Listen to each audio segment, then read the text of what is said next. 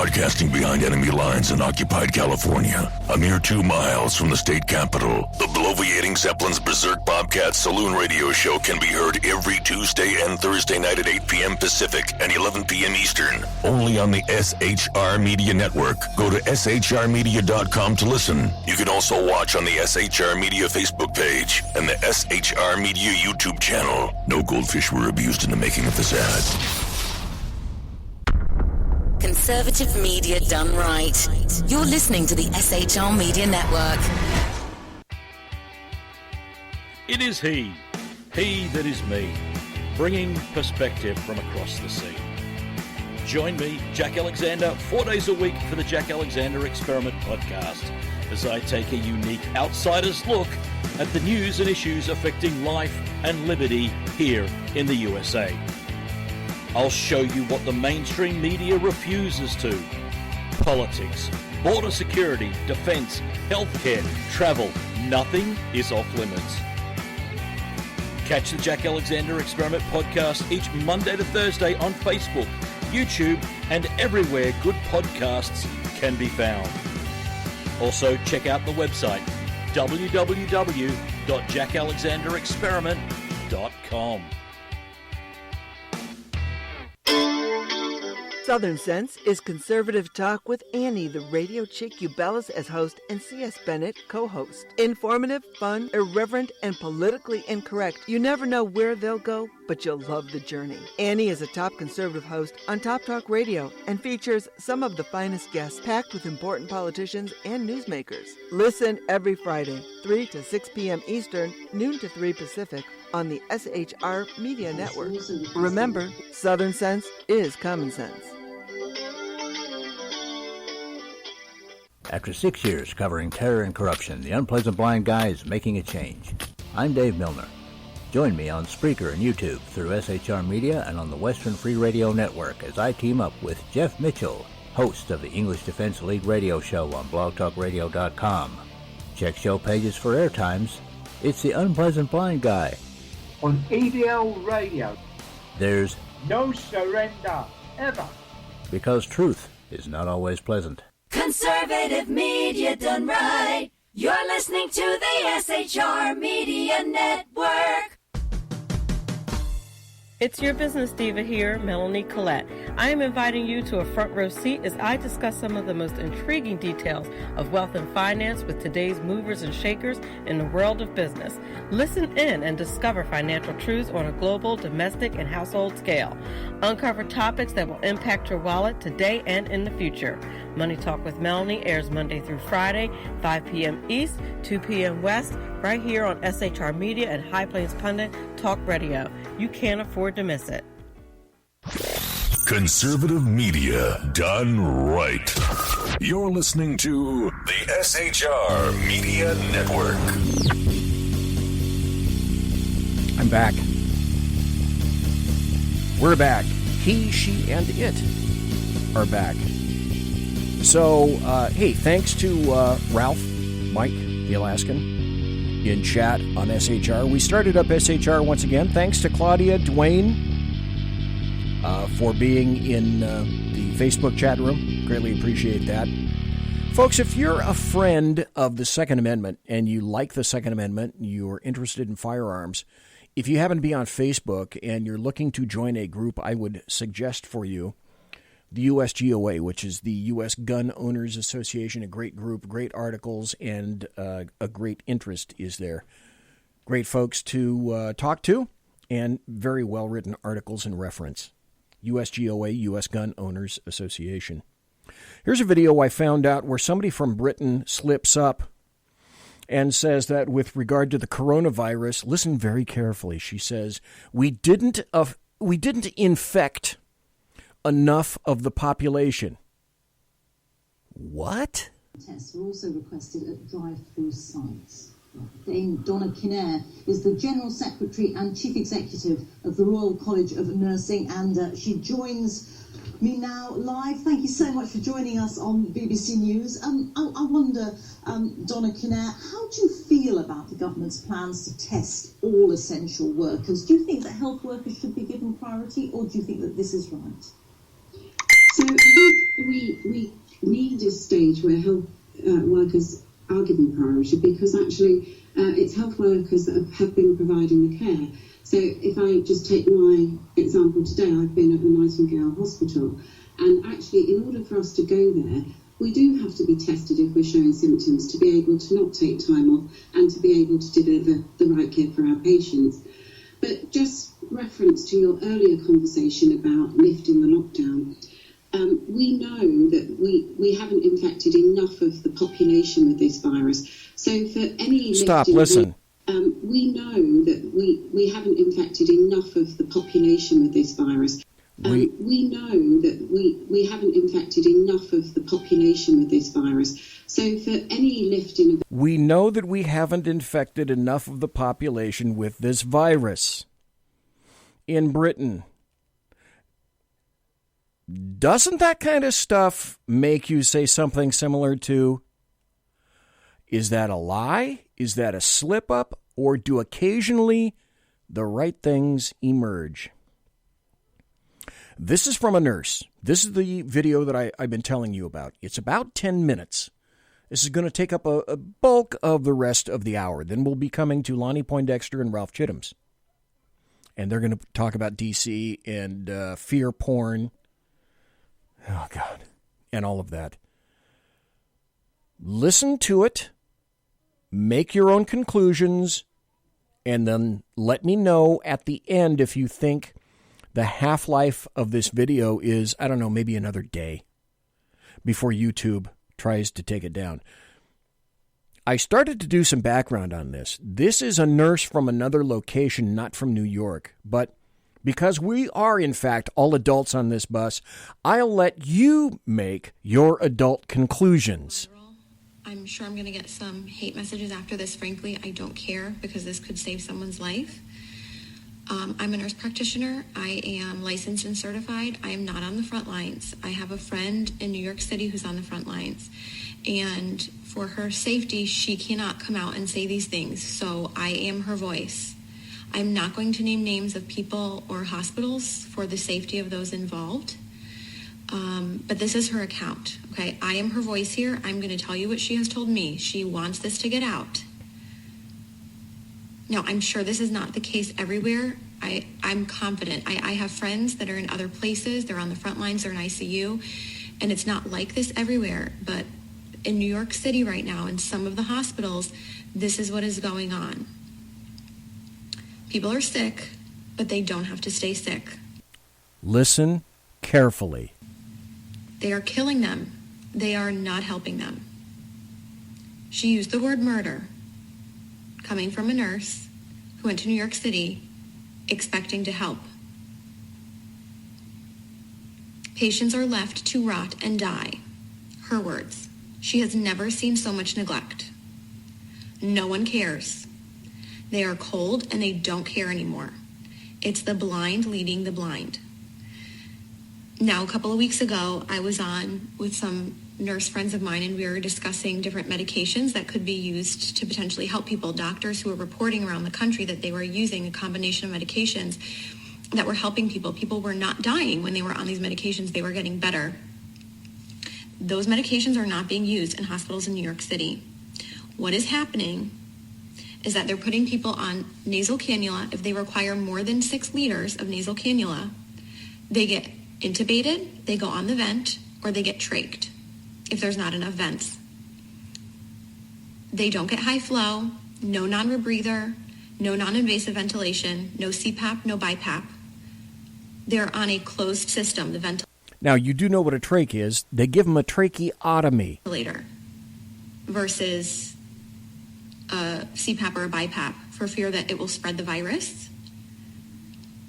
Which, by the way, I know a nurse in Florida who was fired for exposing that about CPAP and BiPAP and patients being put on the ventilator, like straight away to the ventilator, to be on a closed system. The patients don't know any better. They don't have family with them. There is no one there with them to advocate for them. So they are scared and they give consent. The ventilators have high PEEP, high pressure, which then causes barotrauma. It causes trauma to the lungs. Dr. Cameron Kyle Siddell, a few weeks ago, put out a video. He's in New York City, and he put out a video saying something is not right, like we're not treating this correctly. We're doing something wrong. This doesn't make sense. They pulled his video from YouTube, and they took him out of ICU because they couldn't have one doctor going against the grain, going against their protocol. The protocol is propofol, or some kind of sedation, because they're on the ventilator, and IV antibiotics. There's no hydroxychloroquine. They're not using that combination with Zithromax. They're not using zinc, vitamin C, high doses of vitamins A and D. They laugh. This is what she's told me. They laugh at that. She says, this is a nightmare. It's out of a horror movie, and I don't want to be a part of this. There are people who are a full code, and yet, if they crash, they're not doing compressions because it will spread the virus. Full code, not doing compressions. Family is not there. They have no one to answer to. No one is being held accountable. A code was called, and no one came. So sometimes they're not even resuscitating people. Again, left to rot and die. They're not given blood because we know that the blood is not oxygenated in these COVID patients. We know that. There are doctors all around the world sounding the alarms.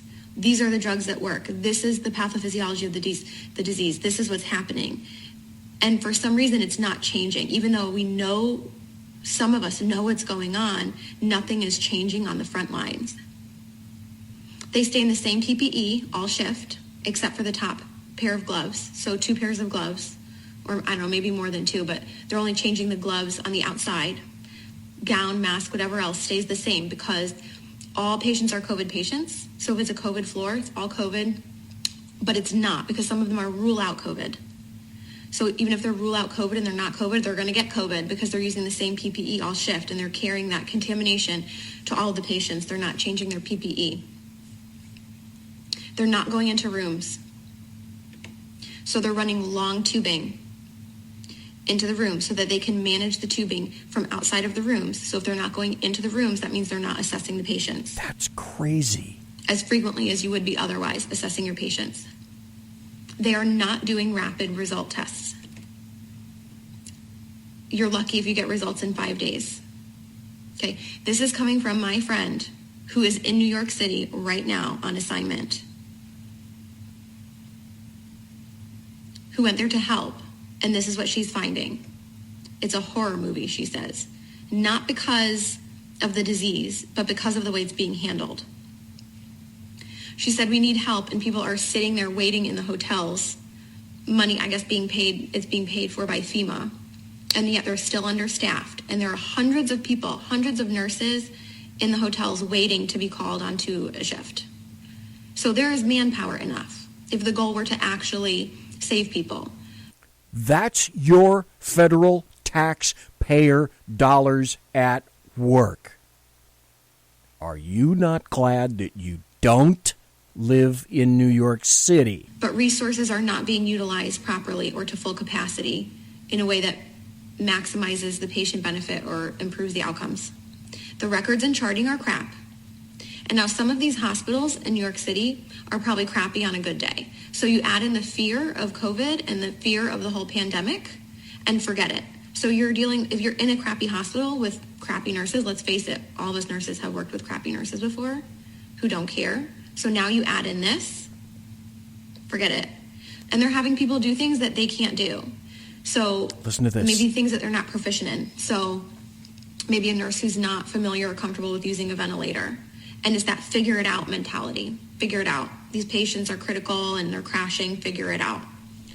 So nurses are being celebrated as heroes, right? We see how like the fire trucks and... Yeah, figure it out on the dying guy. That's a great protocol. Figure it out on the dying guy. And the police are like lining up and practically having these parades and celebrating them as heroes. And don't get me wrong, I'm sure in some parts of the country and other ICUs, I have friends that are working on the front lines in ICU and they are good nurses.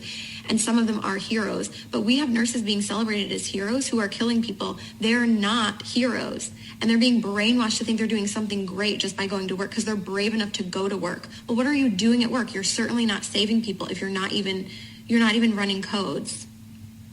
You're not even going into patient rooms. You're a coward. You're hurting people. You're killing them. You're contributing to the problem. I know I'm going to get hate mail for this, and that's fine, because people are dying who don't have to die. Again, there's no family there, so no one's being held accountable. And once these people get intubated, they're being scared into giving consent to be intubated, and then for a lot of them, it's over. And there's nobody going to be held accountable. And there's nobody looking out for them. They are completely by themselves. There's like a total lack. If a doctor told you knew you had coronavirus, you were still conscious, and a doctor came up to you and said you need to be put on a ventilator, would you have the wherewithal or the knowledge or the chops to say, nah, not today? Lack of critical thinking is out the window, and people are scared to speak up. And one person alone isn't going to change the overall culture of a hospital or a system or a city. Like I said, Dr. Cameron Kyle Seidel's video was pulled from YouTube, and he was pulled from the ICU for sounding the alarm and going against the grain. So people are sounding the alarm. It's just not changing anything, apparently. So what can you do? Buck the system. I'm really fortunate I don't have any family in New York City that I personally have to worry about. If there are people that you are worried about, or maybe it's not even New York City, maybe you're in another city that's being really hard hit and you're just hearing really bad things coming out of that city, buck the system. Something is wrong in the system. So go against the grain. Request records immediately. Records, transcripts, immediately. If there's a medication that you want your loved one to be given, report it as an at-home medication and demand that it be continued. That's just a tip from inside the system. If you want a medication to be given, you've got to report that it's an at-home medication and that you demand that it be continued. Your loved one is not going to have you in there advocating for them once they go in. You're not allowed in. The only reports that we're able to get of what's going on are coming from the inside, and people are afraid to speak out. People have lost their jobs. Do not give consent for intubation if you don't want to be intubated or your loved one to be intubated. Demand non-invasive or less invasive ventilation methods. As soon as you give that consent, you might not come out of it. Now, in some cases, it might be appropriate. We just don't know. We know that it's being used inappropriately in a lot of cases, and that the ventilators are making people worse.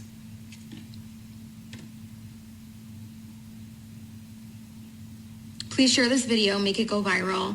People need to know this. This is the truth of what's going on from my nurse friend who's in New York City right now on assignment. This is murder, she says. People are being murdered and no one cares. Horrible care. Then there's this. You may have already heard this. If this doesn't grab the strings of your heart, you're not a human being. De Blasio, and this doesn't make any sense. If you gotta designate somebody to come and get these bodies out of here, these people that die at home, people are dying at home at an alarming rate. How dare you make us have to deal with that? After living there with the body for days. How dare you, Mayor de Blasio? You can't blame that shit on Trump. You can't blame that shit on Cuomo. That's all you, Mayor de Blasio. This is our city. And we're being treated like shit. What's she referring to? Well, here's a story from the New York Post. This isn't something out of The Walking Dead. This is real. In New York City. What the hell is going on in New York City? The New York Post writes the headline, "Dozens of bodies found in U-Haul trucks outside New York City funeral home." Police found dozens of bodies being stored in unrefrigerated trucks outside a Brooklyn funeral home and lying on the facility's floor yesterday, law enforcement sources told the Post. Between 40 and 60 bodies were discovered either stacked up in a U-Haul, box trucks, outside Andrew Checkley Funeral Services in Flatlands, or on the building's floor after neighbors reported a foul odor around the property, sources said. The corpses were stacked on top of each other in the trucks. Fluid leaking from inside created a terrible smell and caused neighboring store owners to call the police, according to sources. NYPD detectives were joined by several other city agencies investigating the trucks at the Utica Avenue facility Wednesday evening, with the section of the street closed off to the public. That's what she was talking about. John DiPietro, who owns a neighboring property, said he had observed cadavers being stored in the trucks for at least several weeks during the coronavirus pandemic.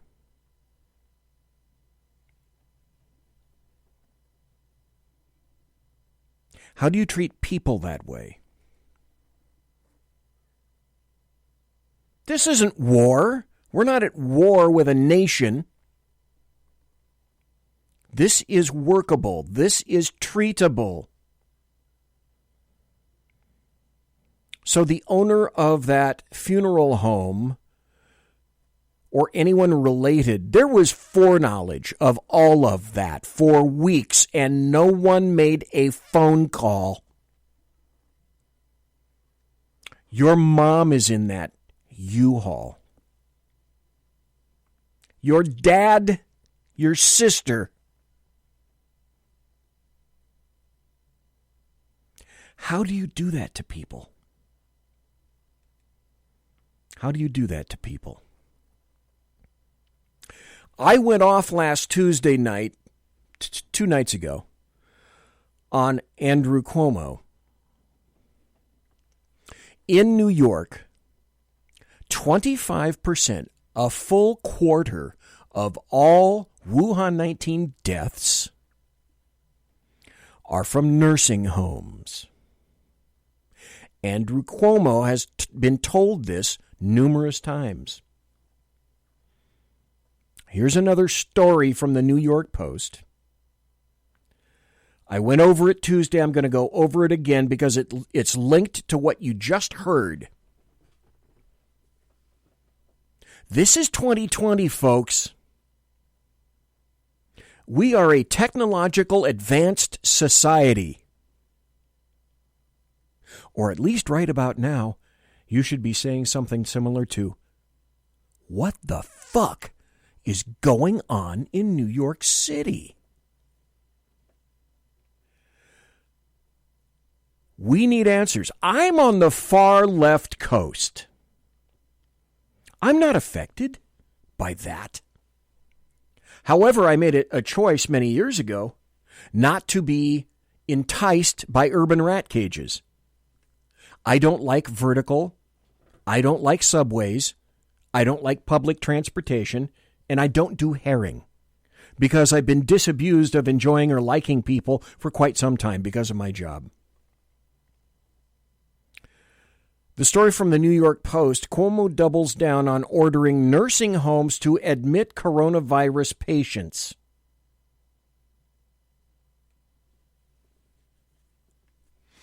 Now, what part of that makes sense since he sent the hospital ship home and the coronavirus patients could have gone on that ship, but someone decided not to do that? That someone is Governor Cuomo. He doubled down this past Sunday on the state's controversial directive ordering nursing homes to admit COVID-19 patients. The governor, who himself described nursing homes as a feeding frenzy for the deadly coronavirus, said the facilities can't challenge a state regulation forcing them to admit patients with the contagion. I know about nursing homes. My father was there 5 times. My mother wasn't there. My grandmother was there. I know how they operate generally. By and large, they're pretty good people, but you cannot say that they are the most skilled nurses or staff on the planet. Now, you take a rampantly infectious disease that targets the elderly, and you put people with that virus in essentially a target-rich environment and wonder why people die. That's, again, another situation where you say, AYFKM? What are you thinking? A, you're not. And B, you double down on doing that. Can anyone tell me any portion of that makes any damn sense whatsoever? So I go back. I'm telling you this. Somehow I can only hope that this is all getting sorted out. And apparently I'm not going to get to General Flynn tonight. So I'll do that on Tuesday, because my next show is going to be back on Tuesday. And even then, I'm sure more things will come out about General Flynn. Bottom line is General Flynn was set up. It was a perjury trap by the FBI. I used to work for the FBI. Mike Pasqua says good night. Good night, Mike. We'll get to that. I think, well, General Flynn wants to change his guilty plea to a not guilty. And I think the judge is going to go for it. And this still is just the tip of the iceberg in terms of what we know. But a year from now, 2 years from now, I'm telling you folks, I'm so glad I don't live in an urban rat cage, because this is how they treat you. Packed like herring in subways, in elevators, in restaurants. You can have that crap. The only possible positive thing about that is I think a lot of people in New York, particularly New York, are going to finally come to the conclusion that these dickheads don't care about me. I'm the first to get infected. I am in an area, an urban rat cage, this case, New York, that is least prepared to deal with it. And I'm also in an area whose freedoms are the first to be discarded. Lonnie Poindexter and Ralph Chittims are going to be talking with me about that in the next hour. We're going to have the DC dudes up. In the third hour, I'm going to be playing the entirety, because I had it recorded. I saved this, of the briefing, and you're going to understand, like the 10-minute video that I just played. Do you believe that? Let me ask you this. Do you believe what she's saying in that video? I do. Think of the consequences for that. What that really means. I don't frequently use the word shocking, but in New York, regarding that, that's just shocking. I'll be right back after this, and we'll be talking to Ralph Chittims and Lonnie Poindexter. Thanks for listening tonight. Conservative media done right. You're listening to the SHR Media Network. Southern Sense is conservative talk with Annie, the radio chick you bellows as host, and C.S. Bennett co-host. Informative, fun, irreverent, and politically incorrect. You never know where they'll go, but you'll love the journey. Annie is a top conservative host on Top Talk Radio and features some of the finest guests packed with important politicians and newsmakers. Listen every Friday, 3 to 6 p.m. Eastern, noon to 3 Pacific, on the SHR Media Network. Remember, Southern Sense is common sense.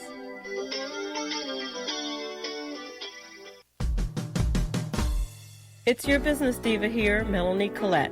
I am inviting you to a front row seat as I discuss some of the most intriguing details of wealth and finance with today's movers and shakers in the world of business. Listen in and discover financial truths on a global, domestic, and household scale. Uncover topics that will impact your wallet today and in the future. Money Talk with Melanie airs Monday through Friday, 5 p.m. East, 2 p.m. West, right here on SHR Media and High Plains Pundit Talk Radio. You can't afford to miss it. From a public locker inside a dilapidated Long Island rail station comes a show designed to piss off liberals using truth, facts, and ridicule. The Lid Radio Show, featuring the conservative voice from the People's Republic of New York. The Lid himself, Jeff Dunnett. Tune in every Wednesday at 2 p.m. Eastern, 11 a.m. Pacific on the SHR Media Network. Go to shrmedia.com. At Lid Radio, we fight for the truth, justice, and a good kosher T-bone. If you don't listen, Hillary Clinton might sneak into your bedroom in her housecoat late at night and blame you for her election loss. It's the Lid Radio Show with Jeff Dunnett. Conservative media done right. You're listening to the SHR Media Network. Good evening. Broadcasting behind enemy lines in occupied California, the bloviating Zeppelin's Berserk Bobcat Saloon radio show is featured on the SHR Media Network every Tuesday and Thursday night for 2 hours at 11 p.m. Eastern and 8 p.m. Pacific. Whilst manufacturers are running out of metal for the diapers of the leftists, BZ continues to radically change the world of leftists, one diaper at a time. Stop balancing your checkbooks. Stop cleaning your fish tanks. The bloviating Zeppelin's Berserk Bobcat Saloon radio show is your magnet for truth, justice, obesity, a darkened studio, and late-night freedom. No United States of America freedoms were abridged in the making of this ad. This is Shannon Wright. And this is Michael Wright. Reminding you to listen to The Right Way with Shannon and Mike. Every Monday through Thursday. 7 to 9 a.m. Right here on SHRmedia.com. Join me, Jack Alexander, for the Jack Alexander Experiment podcast, as I take a unique outsider's look at the issues affecting the USA. I fearlessly take on the issues that everyone else is too scared to touch. The Jack Alexander Experiment podcast is available wherever good podcasts can be found, like Spreaker, iHeartRadio, and Google Podcast. The Jack Alexander Experiment, because it's not a matter of left versus right, it's a matter of right versus wrong. After 6 years covering terror and corruption, the unpleasant blind guy is making a change. I'm Dave Milner. Join me on Spreaker and YouTube through SHR Media and on the Western Free Radio Network as I team up with Jeff Mitchell, host of the English Defense League radio show on blogtalkradio.com. Check show pages for airtimes. It's the Unpleasant Blind Guy. On EDL Radio. There's no surrender, ever. Because truth is not always pleasant. Featuring the effervescent contrarian sackheads Clint plus the unrestrained bulbosity of BZ, the Sackheads Against Tyranny is a real chat show. Doubling your late-night conservative talk show pleasure with double the hosts, you can listen every Wednesday night at 8 p.m. Pacific, 11 p.m. Eastern. Please note, some contents may have settled during shipping. Member FDIC, batteries not included, warranty void in Montenegro. Conservative media done right. You're listening to the SHR Media Network. Ladies and gentlemen, boys and girls, children of all ages, welcome back to the bloviating Zeppelin's Berserk Bobcat Saloon radio show. It is a 3-hour special tonight. I frightened everyone by starting at 7 p.m. Pacific, 10 p.m. Eastern, where I customarily start at 11 p.m. Eastern and 8 p.m. Pacific. So it's a bonus extravaganza tonight. And by the way, if you happen to be on Facebook and you like the Second Amendment and firearms, go to the USGOA, the United States Gun Owners Association, a great group to join. Tonight, for the first time ever, gentlemen, I have Ralph Chittims and Lonnie Poindexter both on the air. I will have them on simultaneously. And this is an history-making event. And I thank the both of you, Ralph J. Chittum Sr. and Lonnie Poindexter. Got to say welcome to the saloon. The two dudes from D.C., both on my show at once, weighing in on the Democrats and the Republicans in the time of a national pandemic, the Wuhan 19 virus, fear porn in the nation's capital, and the shocking removal of our freedoms, oddly enough, at the hands of, hey, you're shocked, right? Democrats all over the nation. So what I'd like to do before we get into this a little bit further is I'd like to have each of you tell everybody briefly about yourselves and then tell folks how you happen to know each other and whatnot. So, Ralph Chittums, let's start with you. Tell everybody a little bit about yourself in your background, if you could, please, Ralph. Oh, great. Well, BZ, thanks for having me here in the saloon. Just want you to know I'm sitting here sipping on margaritas because this is the BZ Saloon. A little bit about me. As well you should. Absolutely. As you said, I live here in Washington, D.C., but I was born and raised in New York City. So I am very well acquainted with all the shenanigans that have been going on up there for years. I spent 4 years as the senior vice chairman of the Republican Party here in D.C. I've run for office as a principled conservative here in Washington twice. Of course, I lost because the Democrats run this city into the ground, and we'll talk a little bit more about our crazy mayor later on in the show. And Lonnie is one of my best partners here in D.C. We break quarantine and go smoke cigars and tell the Democrats what they can do with their laws. Lonnie Poindexter, how about yourself? Well, let me just chime in and say that my dear friend and rabble-rouser Ralph Chittum can talk me into just about anything. And so our personal protest was to sit out right on Pennsylvania Avenue and puff on some high-grade cigars and talk about the issues of our day in this city that I affectionately call San Francisco East, and just to make our presence known and dare anybody to say anything. And they didn't say anything. Folks, as both of you guys know, I promoted the show using a photo of the two of you guys enjoying the day in D.C. Like you said, smoking cigars. So what I want to know is, when do the warrants for your arrests going to be issued, and are they going to let you smoke in the Washington Metro Police Jail? Well, they don't have enough nerve to issue arrest warrants. Yeah, because they don't want to do it. All they want to scare people into submission. They do not want the video images of people being hauled off in handcuffs. No, I agree, my brother. That's exactly true. And I got to tell you, BZ, though, that here in D.C., and I'm based right downtown Washington, D.C., that the rank and file folks are getting a little worked up and uncomfortable with this, and they're going to start pushing back. And you see it in various places. Like our little personal protest was smoking the fine Cuban cigars in our nation's capital, but others are pushing back in other ways because people are trying to earn a living, and you see it in many instances on street corners and so forth, where folks are just saying the heck with it, and down to the point where you don't even see them with masks on. And there's a mandate in the city that we must wear masks, and I know that a lot of establishments around where I preside would not even let you into the stores unless you had mask on.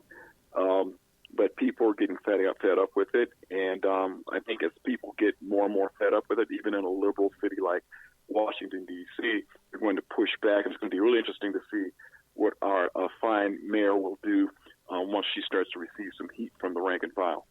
See, you two realize the jail would actually keep you, of course, right? And you'd have to make bail because you have committed, both of you guys have committed thought crimes and crimes of resistance instead of, like actual crimes that, actual criminals have carried out. So, Ralph Chittums, I happened to hear you on SHR's very own morning show, The Right Way with Shannon and Mike, this morning. Shannon Wright wasn't exactly overjoyed to hear your unwillingness to stay in your home. So let me ask you, Ralph Chittums, How much pushback, I don't know, if any, have you received because of your insistence that you have these things called, they kind of get in the way, they're called rights, and that you choose to exercise them? Well, most people, honestly, what I find hilarious, honestly, is, I'm a 6'4", 270-pound black man. And I'm walking down the streets of Washington, D.C., and I'm not wearing a mask. And it is just funny watching white people clear away from me like I'm Moses and they're the Red Sea. It is the most hysterical thing in the world for me to visualize. Honestly, a lot of stores aren't even enforcing this. There's a supermarket that I go to regularly that I can just walk in without a mask and they won't even say anything to me. Because most people understand that a cloth mask is not going to stop a virus that is measured in microns. It is stupid. Ralph and Lonnie, I'm sure you'd concur. Ralph, I got to say one thing to you, though. You've been and you've been really good. You've been working on it. But one day, Ralph Chittims, I really hope that you come out of your shell and start to express what you really mean and how you really feel. Lonnie Poindexter. That's what my psychologist tells me. I'm in therapy for that. See, but you're working on it. I know that. You're working on it. Lonnie Poindexter, have you taken any flack for choosing to embrace the actual Bill of Rights as well? Yeah, I get flack. Nothing out in the public, but certainly in social media, a tremendous amount of flack for those that think there's something wrong with me and that I'm not being considerate of the people, and I don't care about the poor sick people and all this kind of thing. And for me, it has a special resonance because I had some health issues a couple of years ago that puts me in the so-called high risk bracket, right? Yeah. But when common sense prevails, you take common sense measures, protect yourself against anything. We all know on your show today that the masks do absolutely nothing to protect you against anything. And folks will try to argue and say, well, if you happen to have the virus, it keeps you from passing it on to somebody else. I'm going to say, wait a minute.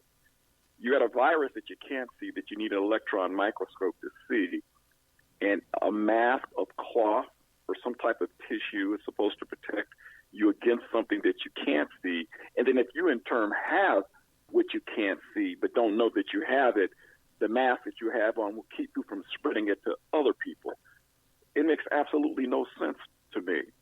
So from a common sense standpoint, that's how I'm operating and trusting my immune system, which is maybe not quite all the way back to what it used to be, as much better than it was. And I'm not getting caught up in the engineered hysteria. I think that's a great idea. I got to, you guys probably both know, I'm not a young dude. I'm pushing 70. I've had cancer 3 times. I've been on Cytoxin and a lovely little series of cocktails over the years. I'm not a thin guy, so I have a number of those so-called comorbidities that people talk about. I ain't staying inside. I'm not. That's just not going to happen. I'm going to live life. And here's the other funny thing, and I talked about this. I know Ralph heard this in the first hour. The World Health Organization now is saying that they believe the proper model for the world is the Swedish model, and that is to say, back off and treat adults like adults. But before the World Health Organization said that, the video I'm going to play in the entire third hour from the Kern County doctors that said essentially the same thing. Hey, let's use the stats and use logic and common sense to predicate how we react to this virus. They yanked that crap right off. YouTube pulled that right off the air. Now the World Health Organization comes out and says, if you treat people like adults like we do in Sweden, we're going with that model. Any thoughts on that? It's really interesting that... Go ahead, Ralph. No, what I was going to say is, one thing that everybody has forgotten, the WHO and the CDC and everyone else has forgotten, that the greatest way to battle a virus is to develop herd immunity. And that is done by healthy people contracting the virus, building the antibodies, and and that gives you the protection of the entire herd. Now, there are some people in society that need to stay in their homes and stay locked away. Yep. My mother lives in New York. She's 83 years old. She has a number of health issues, and I have forbidden her to leave her apartment. I have now set up for her medicine to be delivered to her house. Fresh fruits and vegetables are delivered to her house.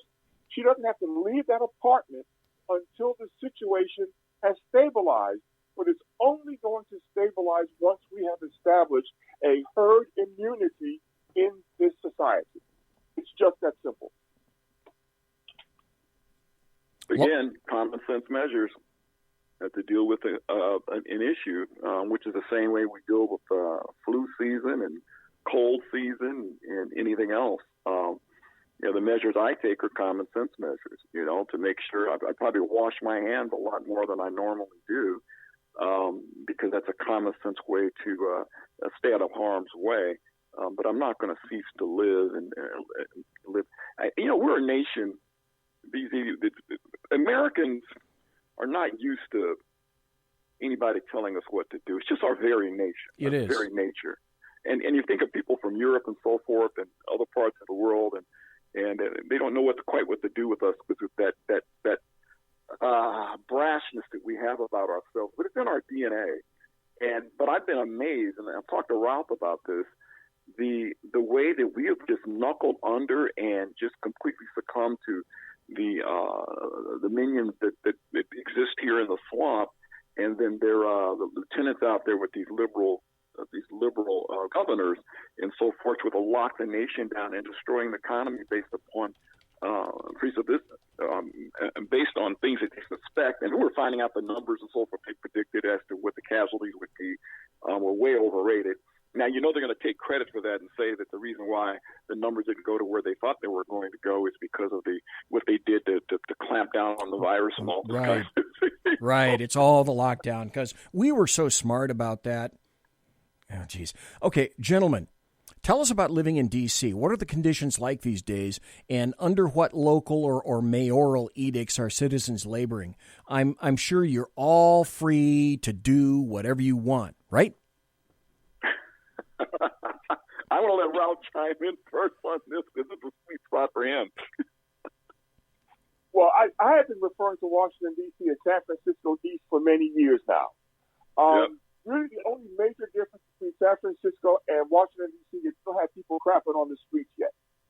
But other than that, we're supposed to wear a mask. Anytime we go into any store, non-essential businesses are closed. Here is something really stupid. I was able to take my dog to get groomed, but I can't go and get a haircut. Now, explain the logic in that. You can't. And our mayor, she does these daily briefings like she's some high holy pontiff. And honestly, all they're doing is creating fear, because fear is the most powerful emotion on the planet. Fear trumps love. And if you can make people afraid, you can get them to do anything, and that's what this is all about. That's why I said it was fear porn. It's absolutely fear porn. Now, while we're talking about D.C., can you guys tell everybody about Mayor Muriel Bowser? Anytime I hear that last word, Bowser, like I said in the first hour, I keep thinking about a dog. Here, Bowser. Here, Bowser. Tell folks about Mayor Muriel Bowser, because I'm sure she's the first to support all your rights, correct? Because she took an oath of office to support all those rights. So I'm sure she does that, right? Let me just say she's a pawn for the left and is positioning herself to be potentially selected as a vice presidential candidate to Mr. Biden.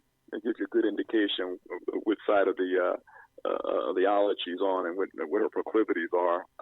But she, runs the city like any leftist mayor would run a city. And here's something that's going to solidify the revocation of my black card. and probably my membership to the KKK. But she, along with Lightfoot and the mayor of Atlanta, are proof that no black woman should ever be a mayor of a major city in the United States of America. Wow, okay.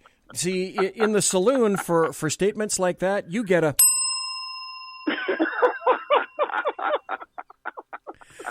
Hey, Lonnie Poindexter, you put up an article today on your Facebook indicating that, let's see, part of it was, let me see if I'm reading this right. When they tell you the coronavirus is the reason that 50% of Americans have either lost jobs or had their hours cut, that is a lie.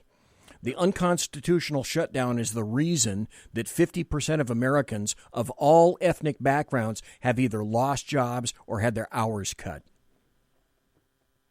I can't think of a more appropriate statement than that. I think it hits the nail right on the head. I have to give my good friend Dumasani Washington, who is based out of California, by the way, for digging up that piece of information. I just shared what he had, but it just hits the nail on the head. We three know on your show today. We know that this is what, and I forget who quoted this and said this. They called this particular foolishness impeachment 2.0. In other words, the first value of impeachment did not work, and so here's something that we're going to try now. Okay, let's destroy the economy, and to make sure that this gentleman does not get another 4 years, and let's blame him for the issues. I've got people telling me that it's Trump's the reason why the nation is shut down. I said, no. It's the governors. Yep. They're shutting down the cities and so forth. He gave the states the rights, which is what a president should do, by the way. And they made the determination. You look at every liberal city in America, and they're the ones that are suffering. The 10th Amendment, President Trump you're exactly right. Lonnie and Ralph, isn't it staggering that people are so ill-informed about government? For whatever reason, they keep thinking that, the federal government is going to step in and solve everything. No, you dummies, the federal government and FEMA is not a first responder. Your local people are your first responders. Preach, brother. Your cops, your paramedics, your firefighters in your locale, in your city, in your county are the people that are going to attack the problem first and best with the greatest amount of efficacy. Then on top of that, if you need more assistance, FEMA will come in and coordinate.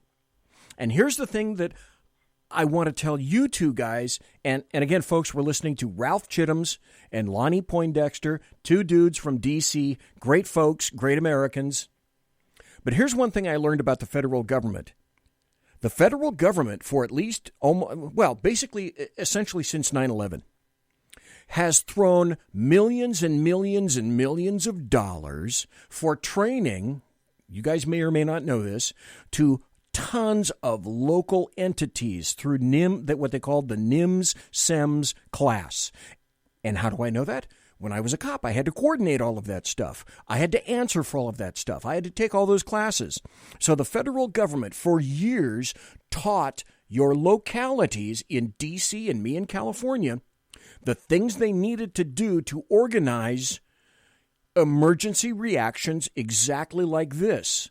There's a structure in place already created to handle these things. All you do is pull out and insert a bunch of different variables, and all the localities have already been paid by the federal government to do this. So the federal government assumed, folks, that you in your localities were adults and would do something and learn something from this. Clearly, as far as I'm concerned, most haven't learned crap. And then they want to place it on the lap of, in this case, President Trump. That's not how government works at all. But you have to consider that in this country, we haven't taught civics and government and American history for, 30, 40 years now. So now you have a whole generation, that whole millennial group, who know jack shit about how this country is actually supposed to function. So, and honestly, I think that was done on purpose.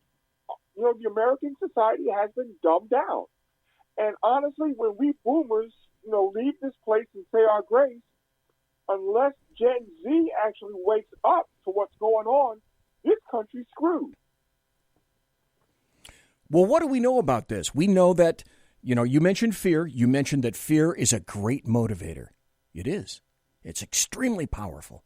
What do we know about fearful people and ill-educated people? We know one very important thing. They are malleable, and you can convince them of just about anything. Just like Joseph Goebbels said, repeat a lie a sufficient amount of times and people come to believe it as the truth. And if you're ignorant, ill-educated, it's not what you've been taught, it's what you've actually learned that makes the difference. And then you proffer yourself up on the altar of the leftist who don't mind sacrificing you. Look at all the people in New York City, for example, when it serves their purpose. And apparently it's serving a lot of purposes right now on the left and in terms of the Democrats. Gentlemen? I so agree with you. And it's you know, fear is a demotivator as well. It takes otherwise intelligent people, once in the grip of fear, it demotivates them to stand up and speak up. I'm reminded often, Ralph and I both, from folks who publicly won't step up and speak up, but when they see us two crazy guys speak our minds, we get messages where they tell us that, you know, you encourage me to step up and push forward because that's, you know, I feel it's my job is to, especially with the work I've done over the last 6 years here in D.C., working with clergy and what have you across the country because of my radio show, is to poke and prod them to stand up and be the leaders and be the first responders in their communities because they are an essential need in the community, just like law enforcement and other things. But it certainly demotivates. And I'm just, again, back to my original point, that just it blows me away how we have just, as a people in this nation, have just shrunk back out of fear and not spoken up, with the exception of gentlemen, you know, like my brother Ralph here, who, by the way, let me mention that when Donald Trump won the presidency, he promptly went down and bought himself a red MAGA hat and proudly wore it up the streets of Washington, D.C. while I was walking with him. And I'm looking over my shoulder and behind my back and every year, and he's strutting like the Keep On Trucking man from the 70s, daring anybody to say anything to him. But we need that kind of boldness. You know, I call it that John the Baptist boldness that would speak up, because I think it does encourage other people to do so. And that's why we have shows like yours, and that's why we do what we do on our end of things here on the East Coast, because people need to hear the truth to remind them of what they must do. Well, that brings up the other issue of freedom, and we're going to go touch that in a second. I'm talking to Ralph Chittims and Lonnie Poindexter, two great guys who live and work around D.C., who have both gone to D.C. for different reasons, different motivations, but I'm blessed to have them here tonight. I'm not going to play the break, folks. I'm not going to go for 5 minutes because there's too much stuff to talk about. All I'm going to do is just play this as a reminder. Conservative media done right. You're listening to the SHR Media Network. We're talking about freedoms. We were here to talk about fear porn. We spoke about D.C. We spoke about leftists and Mayor Muriel Bowser. Lonnie Poindexter, is it any coincidence, do you think, that those citizens who are locked under the strictest conditions happen to live in cities or states that are controlled by Democrats? Is that a quinky dink? That is not at all. It makes sense when you consider what the agenda is ultimately with these large cities and locales. You think of New York, you think of Washington, D.C., you think of Chicago, and certainly you think of the left coast out there, California, way out your way, with the southern Los Angeles area and the San Francisco Bay Area. You can see that the agenda is unfolding. I was just blown away, and I was talking with Ralph about this, that I thought this was something I would see later on in life when I had a few more gray hairs. but the boldness of which they are stepping up and pushing back and looking to destroy this nation and turn it into something it was never intended to do. You got to give them credit. They were ingenious in using a healthcare emergency. But this is not the first time that we've had these types of things. I mean, my goodness. Here's the thing that I get all the time. I just want to throw this out there. I've got folks come to me, well, Lonnie, we're in the end times, and these things were predicted, and I'm just, I know Jesus is coming soon, and so I got my bags packed, and I'm waiting at the train station for them, so they won't step up and speak out. And I said, wait a minute. You look back in history, there were several times in world history where the nation, where the world has had to deal with catastrophes like viruses, one flavor or another. Bubonic plague is one thing. It took out about a third of Europe. Yet the people responded and rebuilt, and we move forward. We figure out the causes and so forth, and we move forward. But these people who now want to pull back and duck under a ledge, I hate that spirit. Ralph knows it gets me worked up, and I turn into a miniature version of him when I see that kind of foolishness going on. It's because you can see it, and that's what frustrates me. Because Ralph will tell me, how come people don't see this, Lonnie? They're just completely blind to the agenda.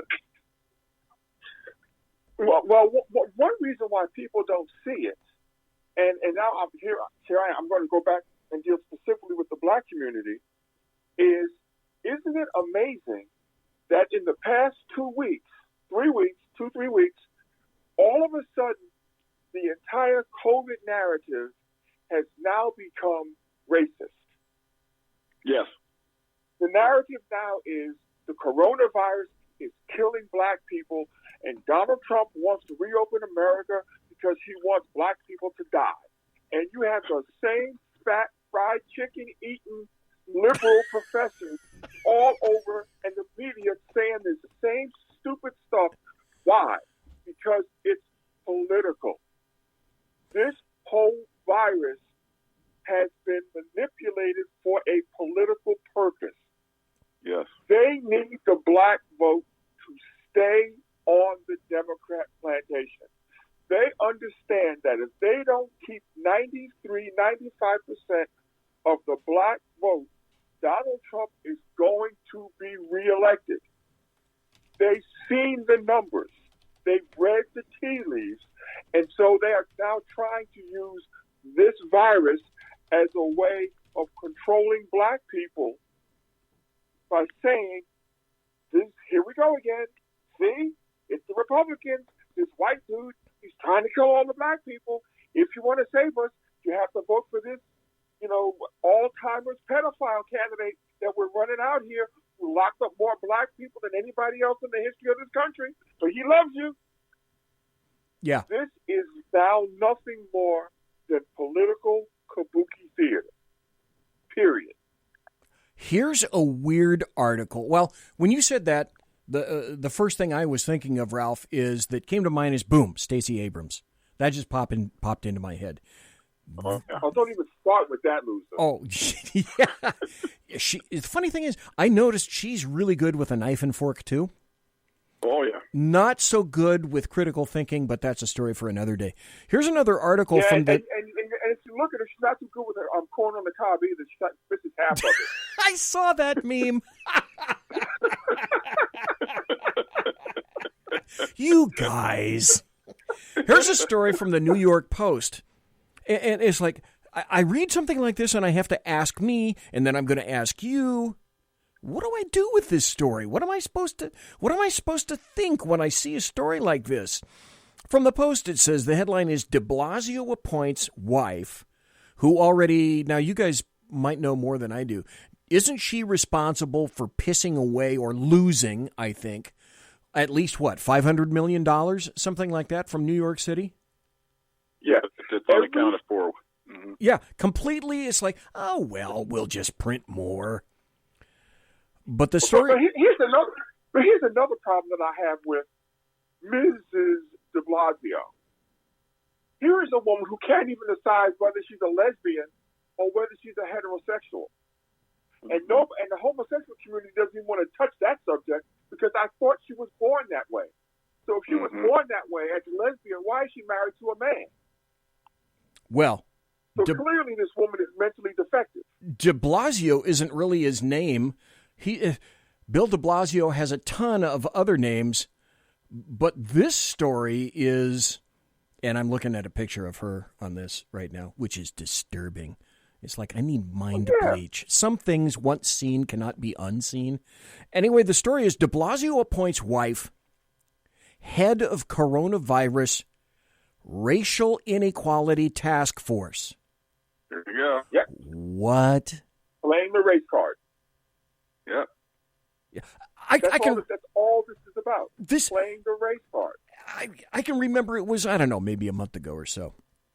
Trump was taken to task by Democrats and leftists saying that when you're sitting down at meetings with all these medical people, I don't see enough black and Asian faces in there. Mm-hmm. It's like, I don't know how to process that. Wife appointed head of coronavirus racial inequality task force. Okay, and how am I supposed to process this? This is more money being made. More money. But here's the stupidity of that criticism. But here's the stupidity of that criticism of Trump. We don't see any black or Hispanic or Asian people on the task force. Well, if Trump had appointed black and Asians and Hispanics on the task force, they all would have been called Uncle Toms and sellouts and race traders. Oh, boy. So what the hell do you want? Oh, boy. Do you want them there or don't you? Oh, boy. That deserves the bell for that right there. It's a no-win situation. No win. Well, you know, it's commonly known that the Wuhan virus, when it first started its foolishness over there in that part of China, that it went after the darker skinned Chinese people first before it went after the lighter skinned ones. Right. Yeah. Right. Why didn't we realize that? So we have to have a task force. No, we can't call it the Kung Flu. Right. Yeah. Oh, God, that whole thing. Like SARS isn't named, MERS isn't named, MERS, Middle East, Ebola, that's from the area it's from. Anyway, moving right along. Ralph Chittum's, isn't it true? I feel like an attorney now.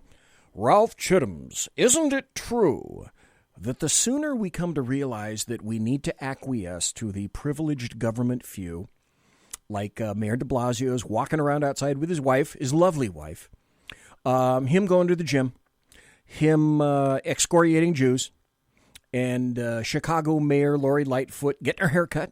I mean, let's not be oppressive here, right? She needs a haircut. This is the best part.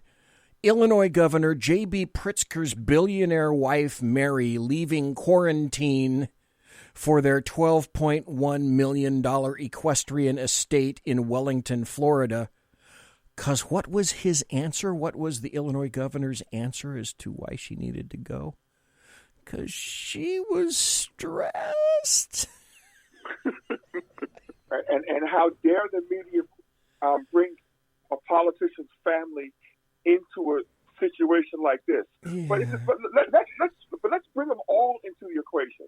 George Stephanopoulos, who was COVID positive, was walking around outside in New York without a mask on his cell phone. Fredo broke quarantine, went to the construction site for his new home with his wife, with his kid, while he was COVID positive, didn't have a mask on. President Obama took a chauffeured limousine from Washington, D.C. to Virginia to the private golf course so he could get him around an 18. If this doesn't tell you that this COVID-19 is a bunch of bullshit, I don't know what will. Yeah, but, oh, wait. Now, are you guys trying to tell me that we don't need to cut a government exemption for the people so that they can go to their little Russian dachas? We shouldn't make that assumption? Because I'm almost thinking that that's what you guys are saying. I'm saying get the hell out of my way so I can go to my beach house for vacation or something. You know, here's what we need to do. I think I finally figured this out. The sooner we realize their innate superiority and their privilege, the happier that we all, as proles, as serfs, as subjects, the happier we're going to be, okay? I mean, Shouldn't we cut them a break? Think how stressed they are, like I said, having to stand up in front of cameras all day, collecting a paycheck. We really shouldn't say this is any kind of hypocrisy, should we? Isn't that just political? It's just abject political hyperbole. I think it is. I mean, we need to be understanding. By the way, in chat, Whiskey Dale says, "Hey, he loves you guys. You're a riot." Thanks. Well, I love the meme. The answer to your question is, what I was going to say is some of my ancestors died, so I would never have to call anybody else massa, and I'll be damned if I'm going to. No, absolutely. We are free people. And yet the freedoms that we are so readily relinquishing, as you indicated, compare my college professors. I had a law professor who reminded me of Ralph. He was this huge black dude. This is back in the late 60s, early 70s, when I was in college, and the guy's name was Elton Long. And Elton Long was about 6'5", and he would loom over you. And then if you didn't make eye contact with him, you knew that you were going to get asked the question by him. And it's like contrast and compare. He would always ask questions, contrast and compare. So on the other hand, then we have Republican South Dakota Governor Kristi Noem. She's one of 7 governors who have absolutely refused to issue stay-at-home orders. So let's see, it's her state, South Dakota, North Dakota, Nebraska, Arkansas, Wyoming, Utah, and Iowa that of all of those states have decided they're not going to issue stay-at-home orders. And so Governor Noem said Americans have given up their liberties for a little bit of security. Yes. So, gentlemen, what do we know about freedoms relinquished? Well, what we do know is that the fair people of that wonderful state threw a big parade and party for her in celebration of her common sense comments on this issue. And so there are some sane people in this nation that do get it. And it makes me want to move to South Dakota. Well, just a little bit. Right, but we also know what Ben Franklin said. Yes. To paraphrase, those who would sacrifice liberty for security will lose both and deserve neither. Yep. Exactly. Here's another issue that I want to go into. Let's see, what do we got? We got another 15 minutes. Yeah, I think we can cover this. We got enough time to do this. Gentlemen, by the way, folks, I'm talking to Ralph Chittims and Lonnie Poindexter, the 2 dudes from D.C. Go watch my social media on Twitter, @BZEP. You can see what they look like. They're there in the middle of D.C. smoking a big cigar and having a great time. And it is a blessing to be able to have both of these gentlemen on here tonight. So what is it with Christianity that so offends leftists and Democrats that they seek to extinguish it at the drop of a hat? With of course, the Wuhan 19 flu providing them a perfect opportunity to do just that. Well, let me just chime in that there's a fear of Christianity, of mobilized Christianity, the truest form of Christianity, because historically throughout the globe, you look when Christians stand up, and using America as an example, the most wondrous things happen. Things go right for everybody in the world, even folks who don't agree with us, but those who sit on the left side of the aisle, and is another point that just drives me crazy, is that folks don't understand that we are in this epic battle, in this battle of spiritual in nature, and you need to pick a side. You can't sit on the fence and wait for Jesus to solve your problems. You have to get active and go out there and fight, because that's what Christian people do. That's how this nation became a nation, because the faith-based community stood up. And when they don't, then you allow the weeds to grow up in the vineyard and will choke off the crops in the vineyard, and we end up with a hellish place, much like we had in Venezuela and some other places in the world, when you see what happens when you allow those who have a view that's contrary to to our worldview begin to get a stake and a hold in government. Well, when you talk about atheists, especially in this country, who do atheists attack?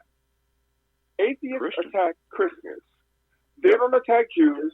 They don't attack Hindus. They don't attack Muslims. They don't attack Zoroastrians. They attack Christians. Okay, why would atheists only attack Christians? Because you only attack that which is real. That which is a myth and has absolutely no substance, you ignore. You only fight against what is true. Therefore, by their own actions, atheists are proving that Christianity and our God is real. He is real. Here's another instance. I want to run a couple of situations by the two of you gentlemen. I noticed that, for example, the first one I'm thinking of, New York Mayor de Blasio. He's willing to drop 500,000 halal meals on Muslims. And he just recently decided a couple of days ago that he was going to yell at Jews for attending an Hasidic funeral. I don't see any conflict in that, do you? Well, it got even worse. He sent the cops into Williamsburg, which is a Hasidic community in Brooklyn, and they were going into synagogues and businesses and schools and issuing tickets. Do either one of you think that any leftist would have the temerity to pull that in a mosque? I don't know one that would pull it off in a mosque. They only go after the churches because they know that the Christian community has no huevos. Well, That's yeah. why they do Well, it. Lonnie, I'm going to be, I just got to be me, and I'm going to say it bluntly. They're not going to do it to the Muslim community because they know some crazy-ass Islamists would yell Allahu Akbar and show up at their office and blow them the hell up. And no Christian and no Jew is going to do that. Here's another situation.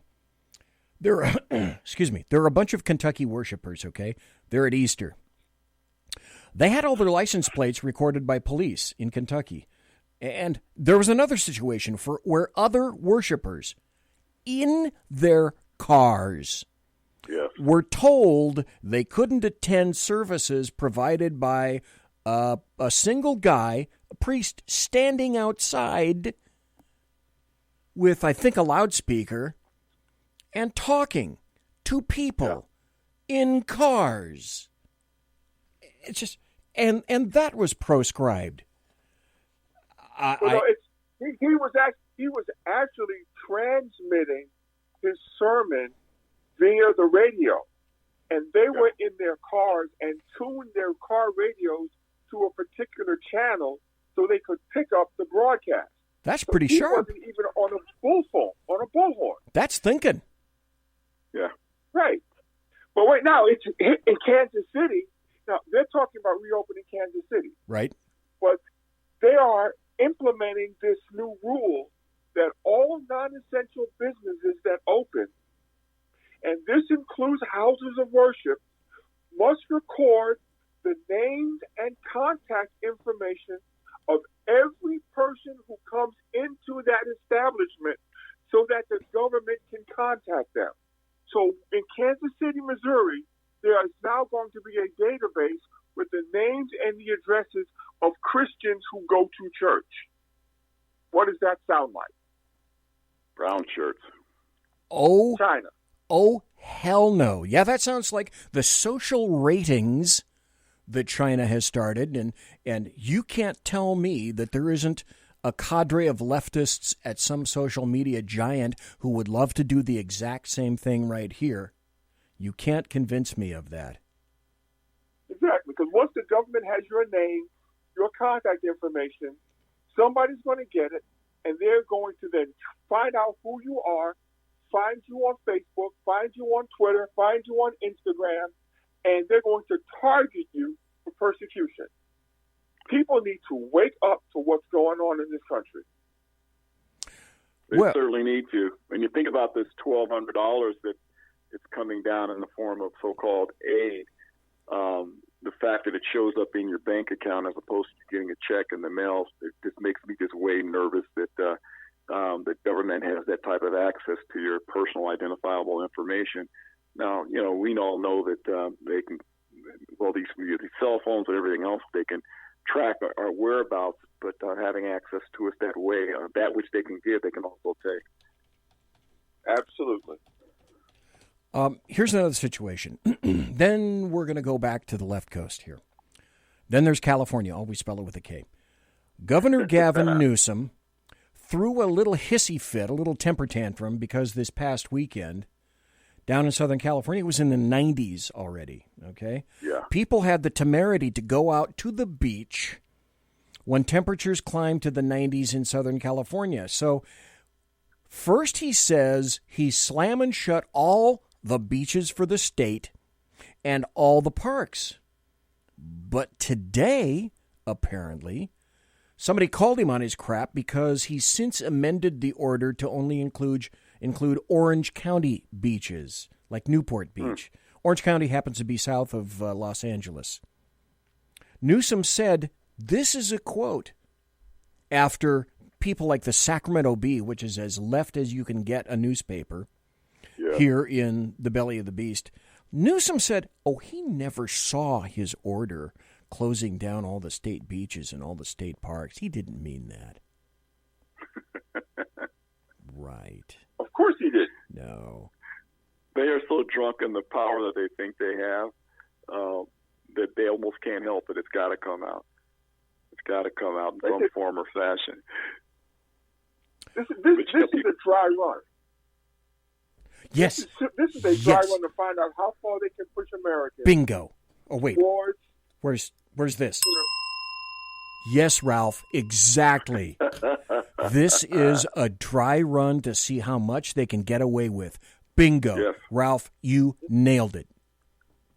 Yeah, and also think about this. So let's think about this logically.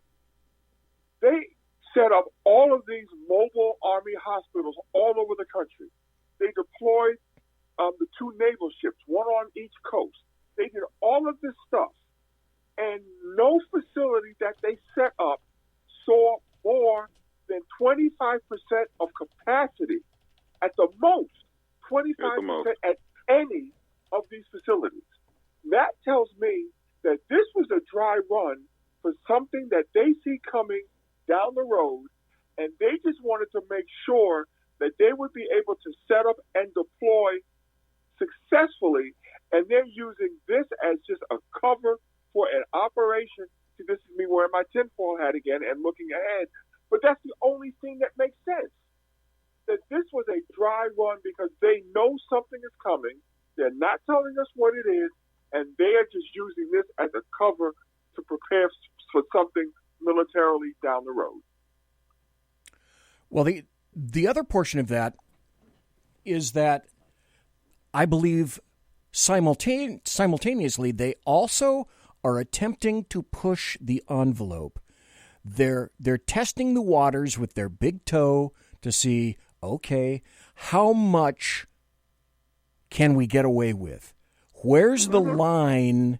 We need to more efficiently determine the line, the location at which Americans will begin to push back. Clearly, they've found that right now, as far as I'm concerned.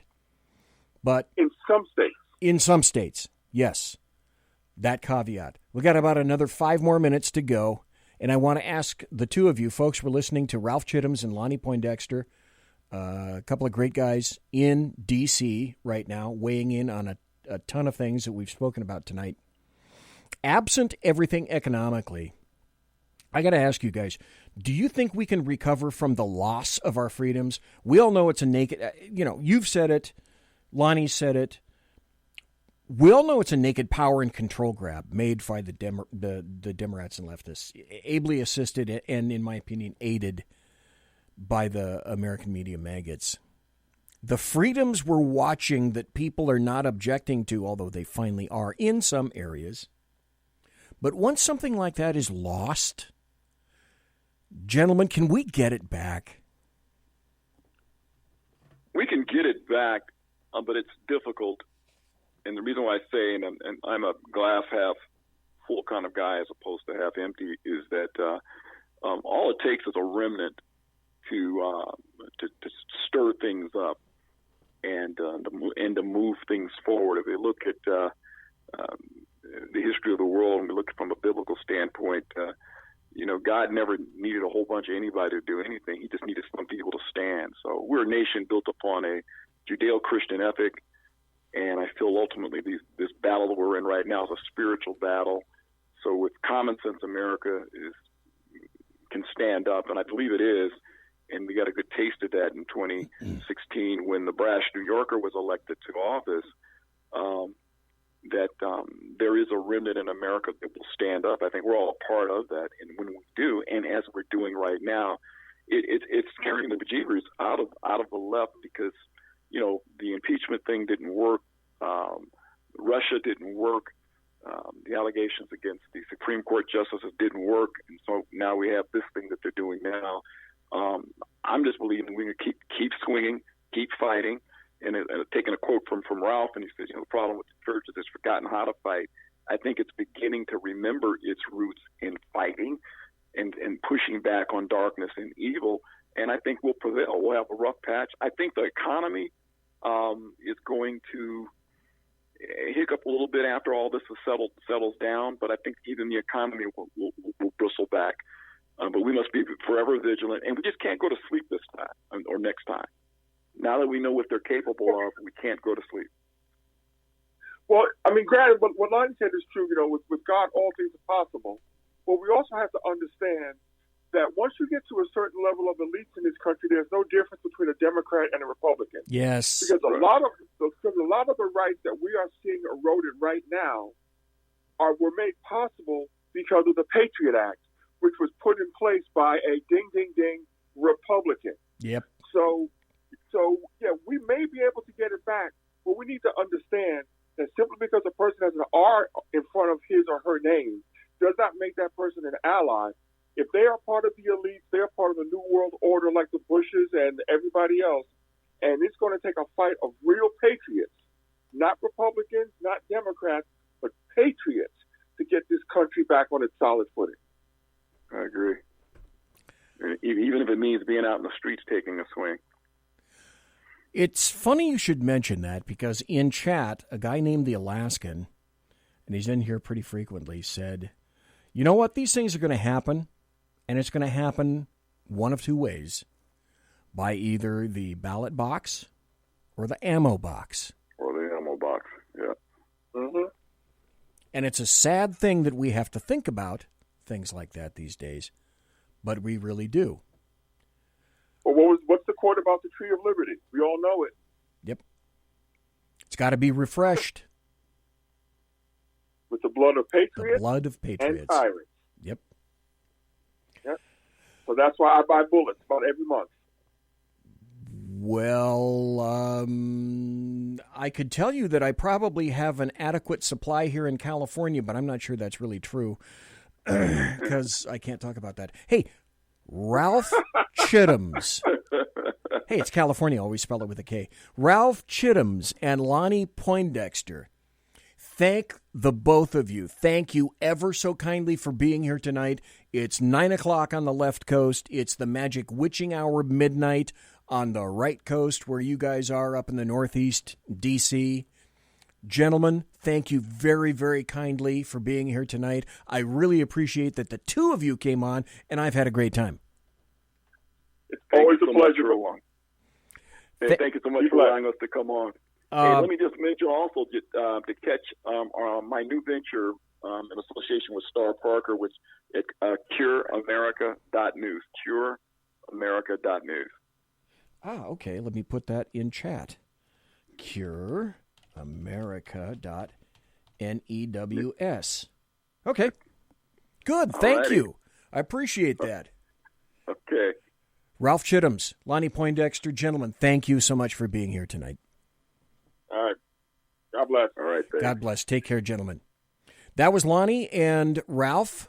They're going to be back probably individually next month. Oh, my God, can you believe it? Tomorrow is May 1st. Already. Almost half the year is gone.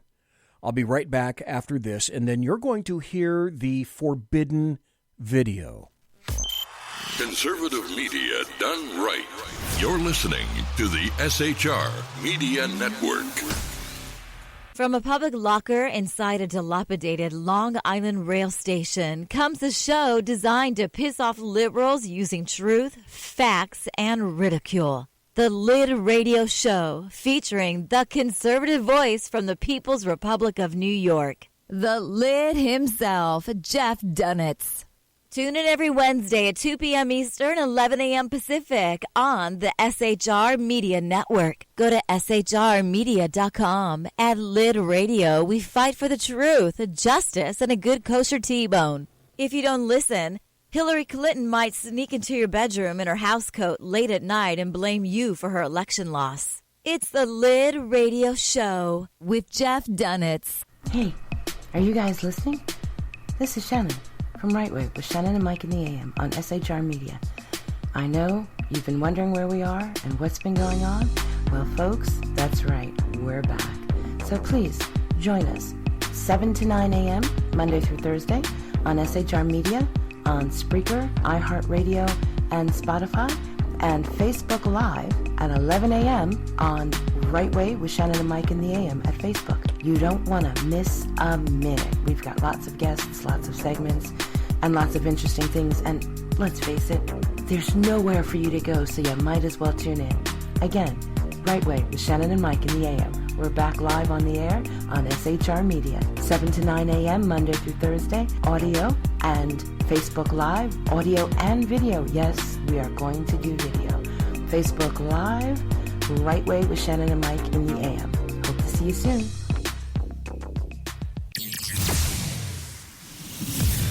Broadcasting behind enemy lines in occupied California, a mere 2 miles from the state capitol, the bloviating Zeppelin's Berserk Bobcat Saloon radio show can be heard every Tuesday and Thursday night at 8 p.m. Pacific and 11 p.m. Eastern. Only on the SHR Media Network. Go to shrmedia.com to listen. You can also watch on the SHR Media Facebook page and the SHR Media YouTube channel. No goldfish were abused in the making of this ad. Conservative media done right. You're listening to the SHR Media Network. It is he that is me, bringing perspective from across the sea. Join me, Jack Alexander, 4 days a week for the Jack Alexander Experiment podcast, as I take a unique outsider's look at the news and issues affecting life and liberty here in the USA. I'll show you what the mainstream media refuses to. Politics, border security, defense, healthcare, travel, nothing is off limits. Catch the Jack Alexander Experiment podcast each Monday to Thursday on Facebook, YouTube, and everywhere good podcasts can be found. Also, check out the website, www.jackalexanderexperiment.com. Southern Sense is conservative talk with Annie, the radio chick you bellows as host, and C.S. Bennett co-host. Informative, fun, irreverent, and politically incorrect. You never know where they'll go, but you'll love the journey. Annie is a top conservative host on Top Talk Radio and features some of the finest guests packed with important politicians and newsmakers. Listen every Friday, 3 to 6 p.m. Eastern, noon to 3 Pacific, on the SHR Media Network. Remember, Southern Sense is common sense. After 6 years covering terror and corruption, the Unpleasant Blind Guy is making a change. I'm Dave Milner. Join me on Spreaker and YouTube through SHR Media and on the Western Free Radio Network as I team up with Jeff Mitchell, host of the English Defense League radio show on blogtalkradio.com. Check show pages for airtimes. It's the Unpleasant Blind Guy. On ADL Radio. There's no surrender, ever. Because truth is not always pleasant. Conservative media done right. You're listening to the SHR Media Network. It's your business diva here, Melanie Collette. I am inviting you to a front row seat as I discuss some of the most intriguing details of wealth and finance with today's movers and shakers in the world of business. Listen in and discover financial truths on a global, domestic, and household scale. Uncover topics that will impact your wallet today and in the future.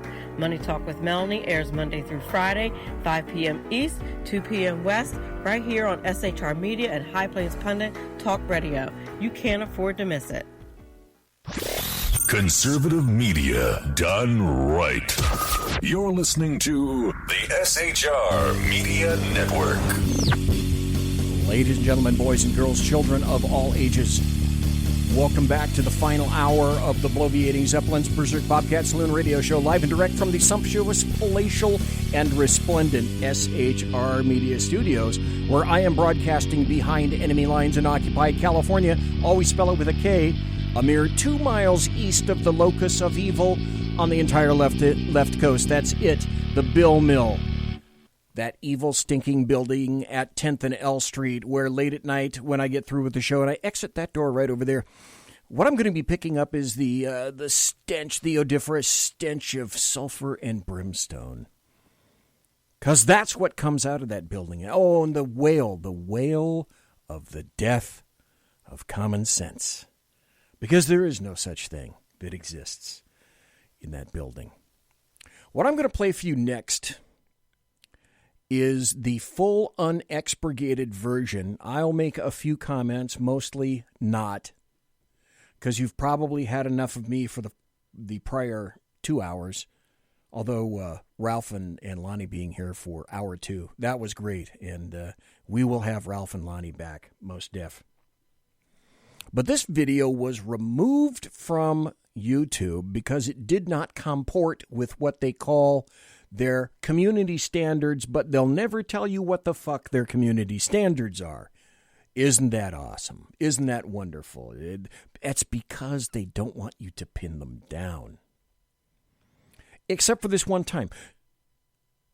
YouTube actually issued a statement on the removal of the video I'm going to play for you, and I'm going to tell you about this new area. I didn't want to tell you where I got this until tonight, because I was afraid that a lot of people were going to go there and then, YouTube or Google or Facebook would attempt to bring that down as well.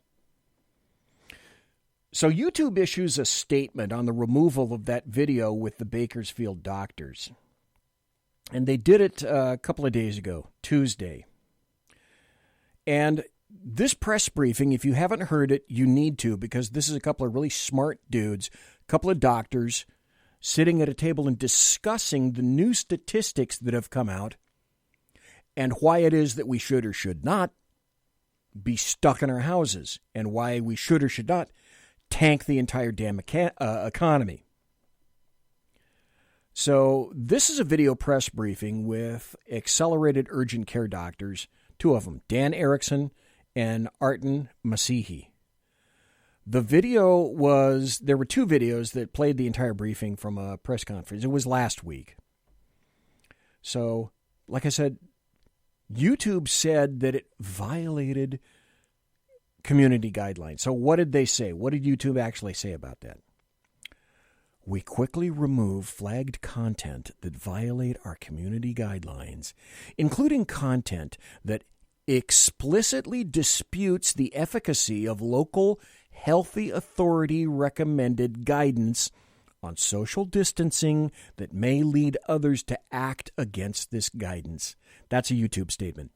However, content that provides sufficient educational, documentary, scientific, or artistic content is allowed.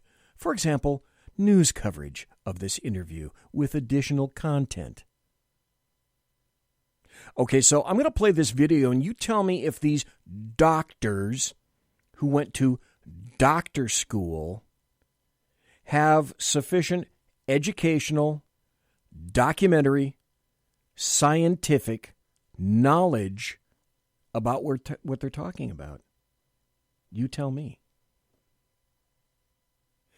Now I can tell you where I happen to get this.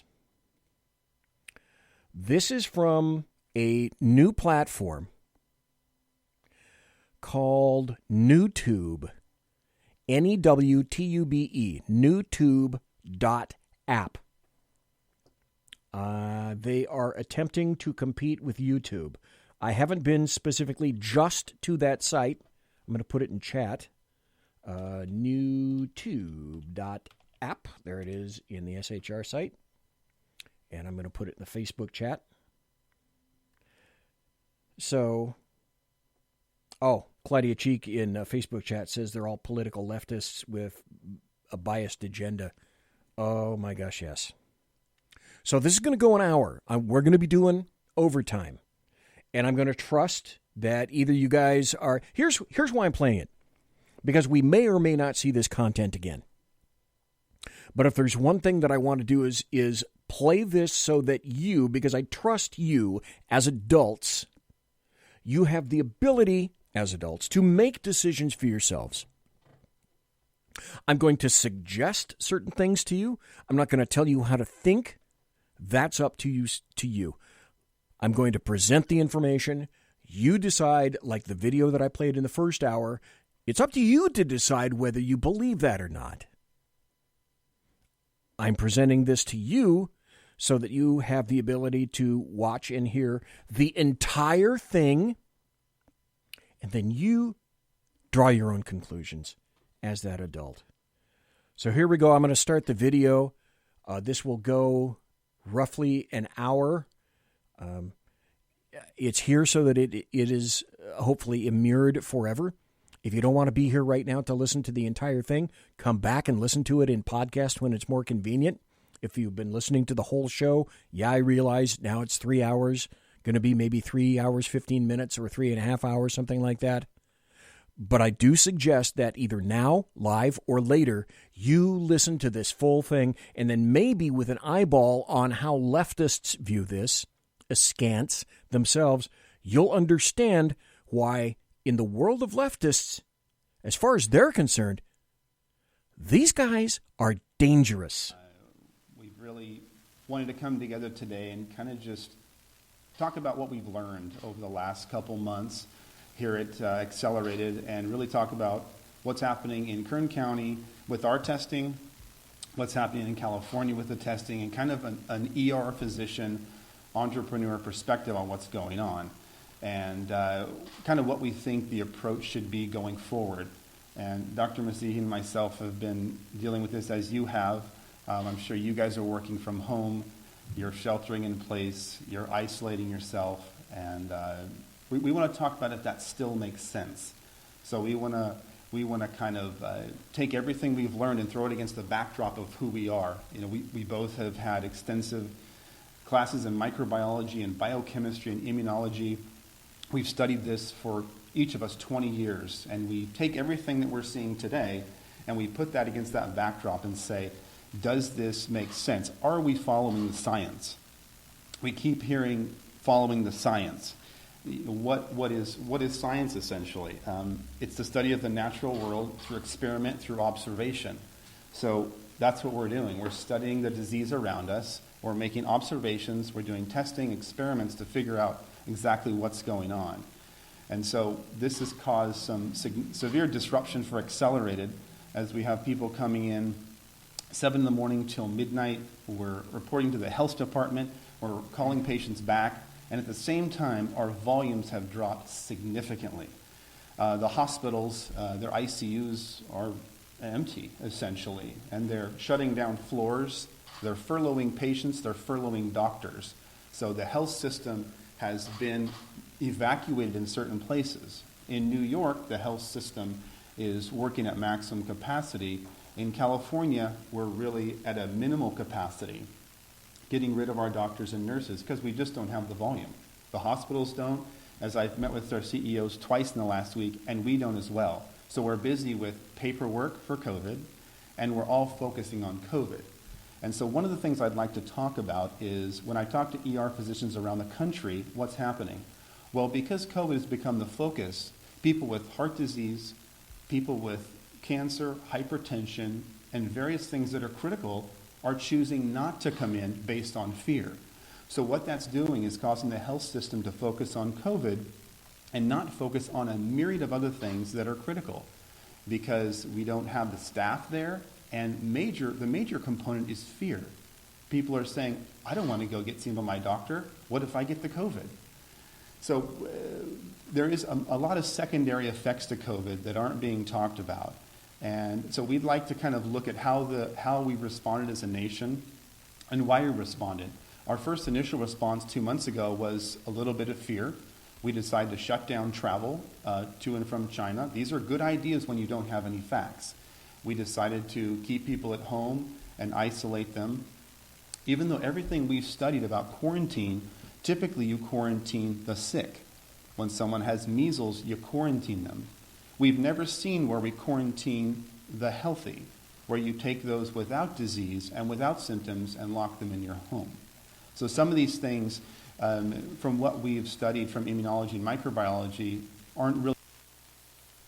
You see already where YouTube is getting pissed off at these guys? You quarantine the sick, not the healthy. meshing with what we know as people of... And they said the major component is fear. Scientific minds that read this stuff every day. So that's kind of how we started. We don't know what's going on. We see this new virus. How should we respond? So we did that initially. And over the last couple months, we've gained a lot of data.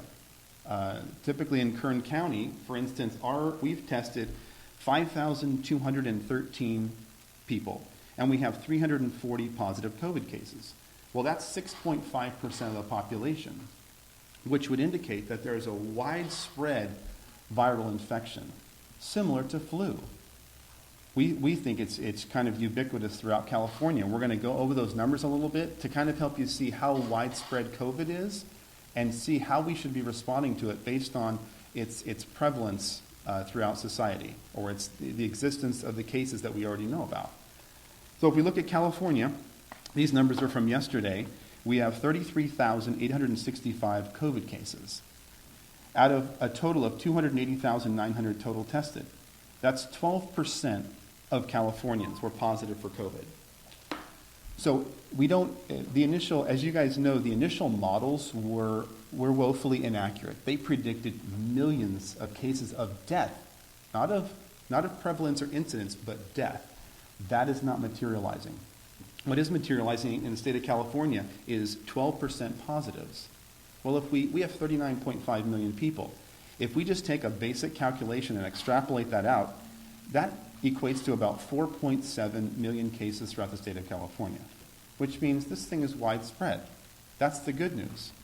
We've seen 1,227 deaths in the state of California with a possible incidence or prevalence of 4.7 million. That means you have a 0.03 chance of dying from COVID-19 in the state of California.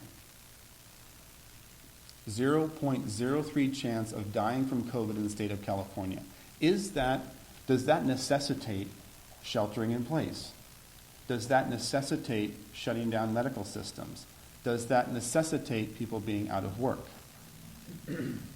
So that's California, and that's. I also wanted to mention that 96% of people in California who get COVID recover with almost no significant sequelae or no significant continuing medical problems. So those are important statistics for the state of California. 2 months ago, we didn't know this. So I'm going to bring it to light now because we're sharing our own data. This isn't data filtered through someone. This is our own data. We found 6.5%, and then California has found 12%. So the more you test, the more positives you get, the prevalence number goes up, and the death rate stays the same. So it gets smaller and smaller and smaller. And as we move through this data, what I want you to see is millions of cases, small amount of death. Millions of cases, small amount of death. And you will see that in every state. And since we're talking about following the science, we're going to follow the statistics and follow the science. So I want to look at New York State. They've been in the news a lot, right? And their numbers are critical. Let's go over their numbers. Cases of COVID as of yesterday, 256,272 cases in New York State. Not New York City, New York, the entire state. They did a total of 649,325 tests. That's 39% of New Yorkers tested positive for COVID-19. That's their ratios. This is public data online. You can all look it up. 39% of people were tested.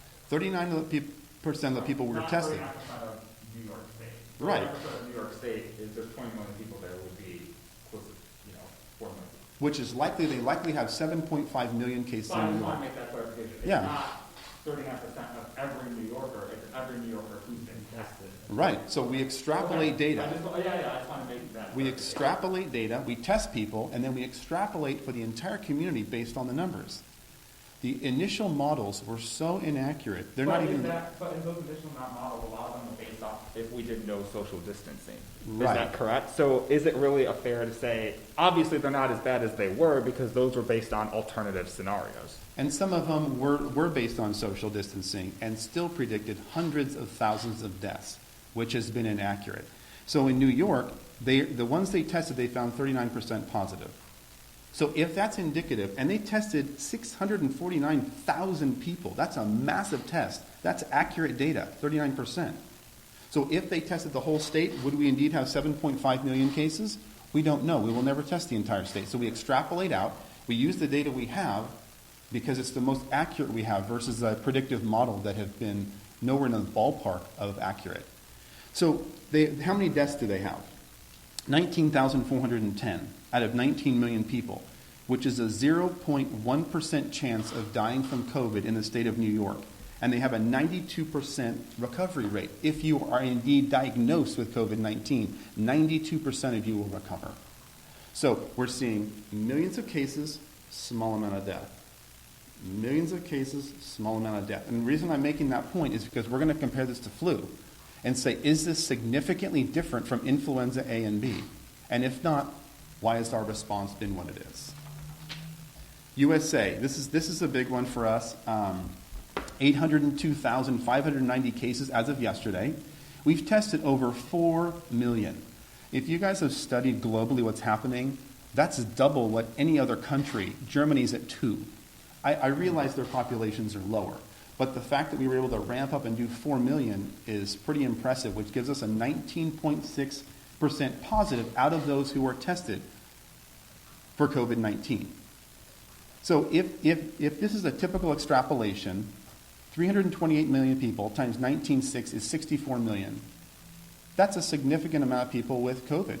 It's similar to the flu. If you study the numbers in 2017 and 2018, we had 50 to 60 million with the flu.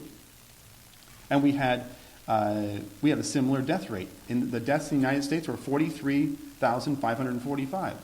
Similar to the flu of 2017, 2018. We always have between 37 and 60,000 deaths in the United States every single year. No pandemic talk, no shelter in place, no shutting down of businesses, no sending doctors home. That's from the flu, by the way, just to clarify. Yeah. 37,000 and 60,000 flu deaths 37 every year per the CDC. 30 due to flu in the United States.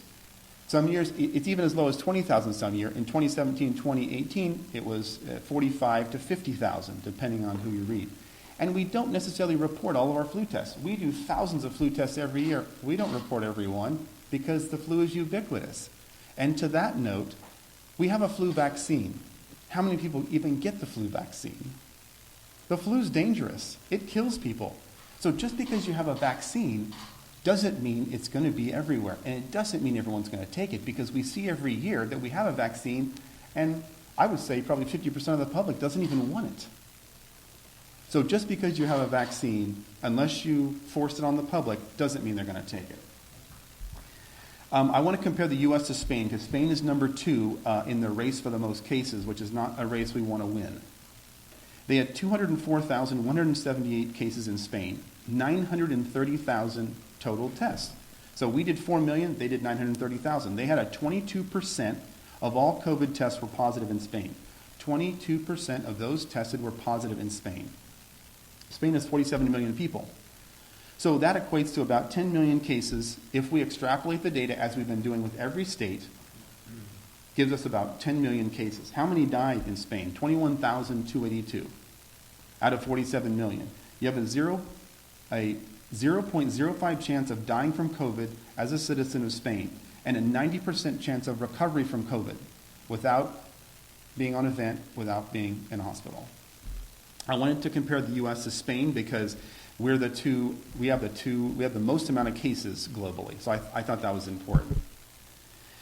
And then when you bring up a system of lockdown, you automatically have to compare it to a system of no lockdown. Sweden and Norway. I'm Norwegian. Norway has lockdown. Sweden does not have lockdown. What happened in those two countries? Are they vastly different? Did Sweden have a massive outbreak of cases? Did Norway have nothing? Let's look at the numbers. Sweden has 15,322 cases of COVID. They did 74,600 tests, which is 21%, similar to the other countries, 21% of all those tested came up positive for COVID. What's the population of Sweden? About 10.4 million. So if we extrapolate out the data, about 2 million cases of COVID in Sweden. They did a little bit of social distancing. They would wear masks and separate. They went to schools, stores were open. They were almost about their normal daily life with a little bit of social distancing. They had how many deaths? 1,765. California's had 1,220 with isolation. No isolation, 1,765. We have more people. What I'm getting at is millions of cases, very small death. Millions of cases, very small death. This is what we're seeing everywhere. Norway, its next door neighbor. This is where I come from. These are two Scandinavian nations. We can compare them as they are similar. Let's look at the data.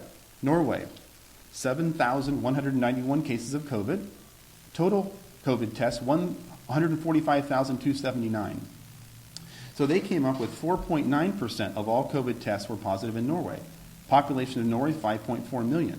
So if we extrapolate the data as we've been doing, which is the best we can do at this point, they have about 1.3 million cases. Now their deaths as a total number were 182, fairly small, but statistically insignificant from 1,700, you realize. Millions of cases, small amount of deaths. 1,700, 100, these are statistically insignificant. So you have a 0.003 chance of death as a citizen of Norway and a 97% recovery. Their numbers are a little bit better. Does it necessitate shutdown, loss of jobs, destruction of the oil company, furloughing doctors? That's the question I have for you. And I think the answer is going to be increasingly clear as we move through this data. The next thing I wanted to talk about is the effects of COVID-19, the secondary effects. COVID-19 is one aspect of our health sector. What has it caused to have us be involved in social isolation? What has it caused that we are seeing the community respond to? Child molestation is increasing at a severe rate.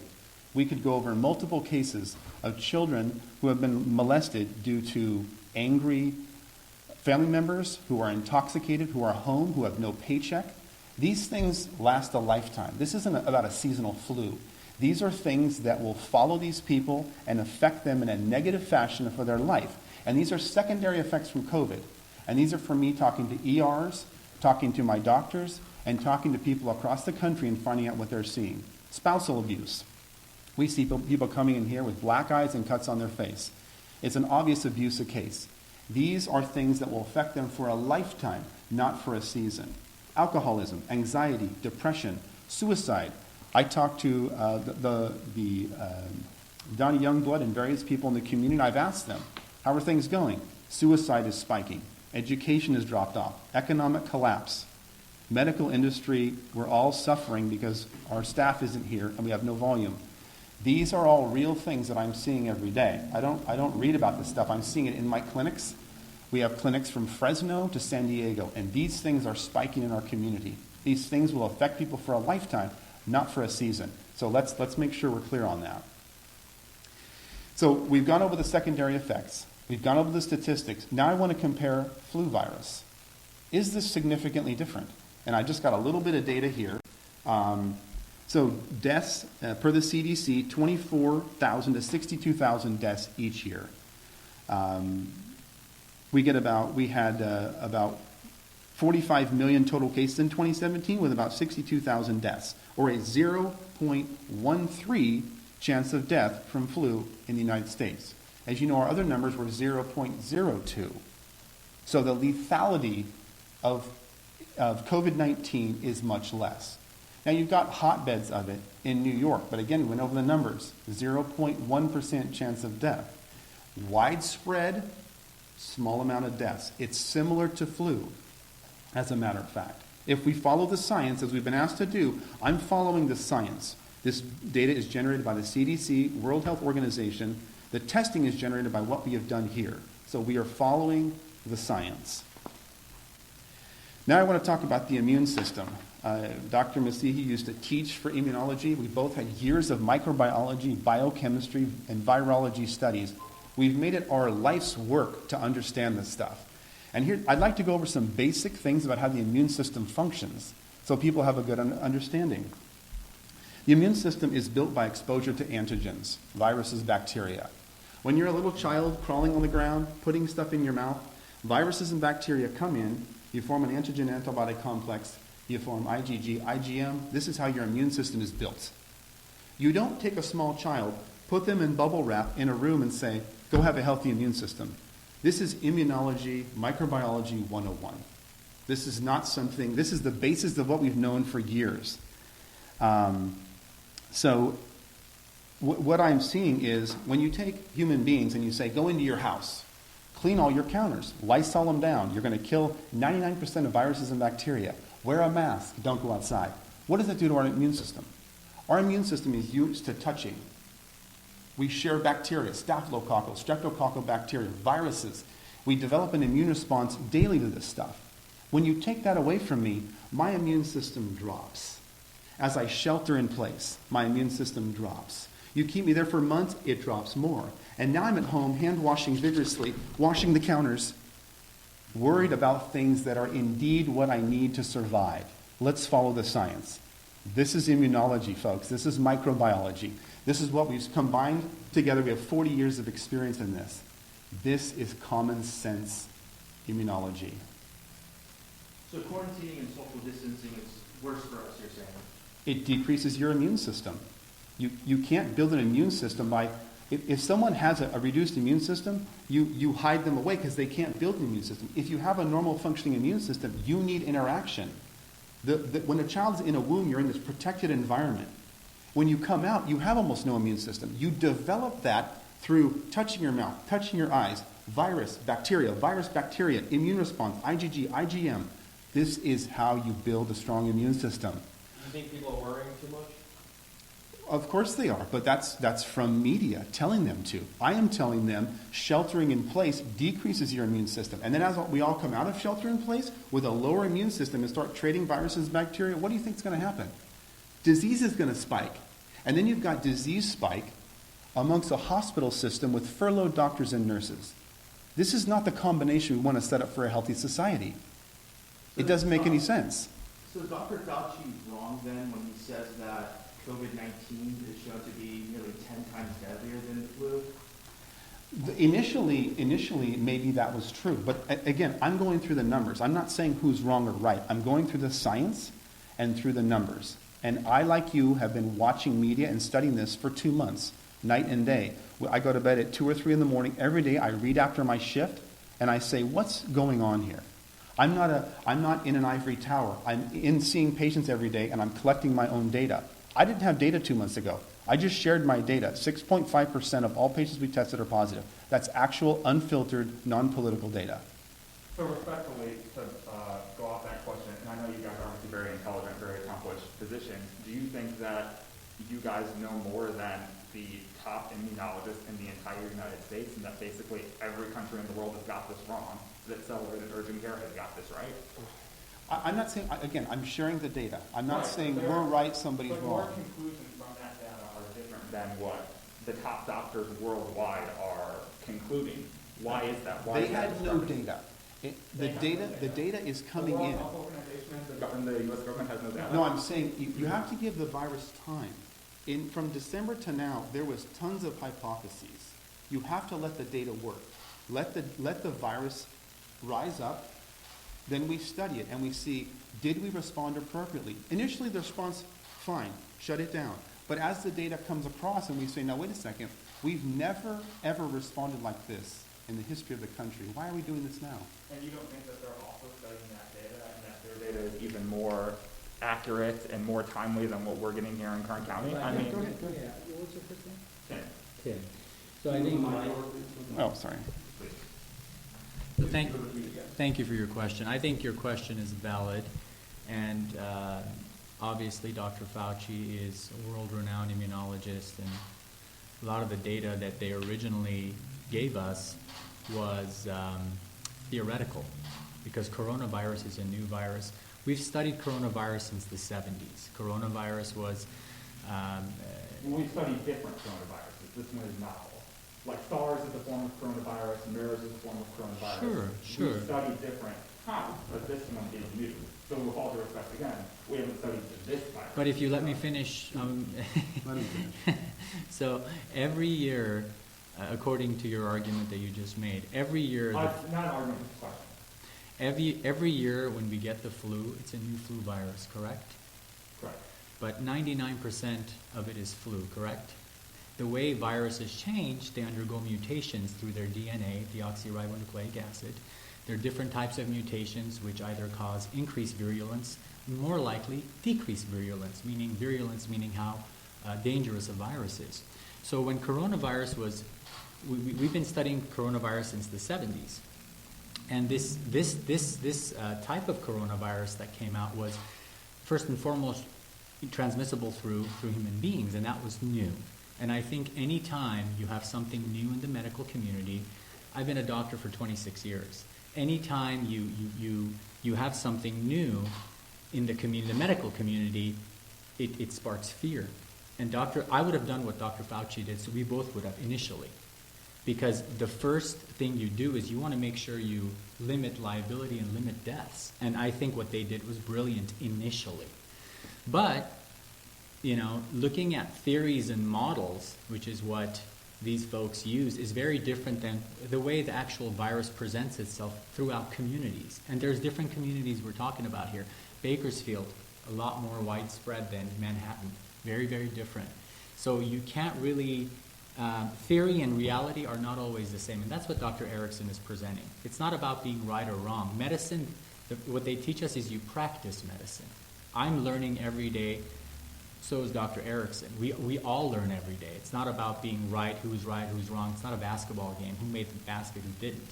It's about looking at trends and saying, hey, we're not seeing what they've been talking about for the past 6 to 8 weeks. We've crippled the economy. There's a lot of domestic issues going on. Is social isolation warranted for the healthy? So, I understand that you guys are seeing drawing different conclusions from the same data. Why is that? That's my question. Because we're actually seeing the patients. Dr. Fauci hasn't seen a patient for 20 years. I'm just saying, it's in general, a lot of the figureheads are not... It's like the general contractor versus the sub. He's not seeing patients. He's in an ivory tower.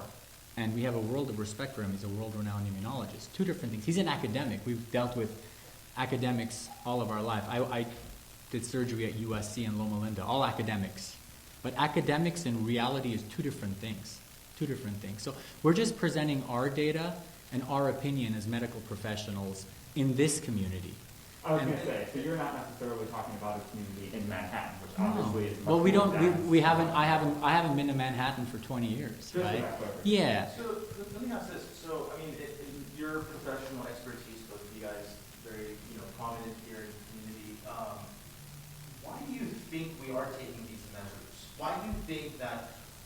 Governor Gavin Newsom. Why do you think he's taking these measures to have California being on a strict shutdown right now? Well, again, as a leader, you listen to the people around you, and they make decisions on different timelines. And so Gavin Newsom has people around him telling him, we think this is the best move for now.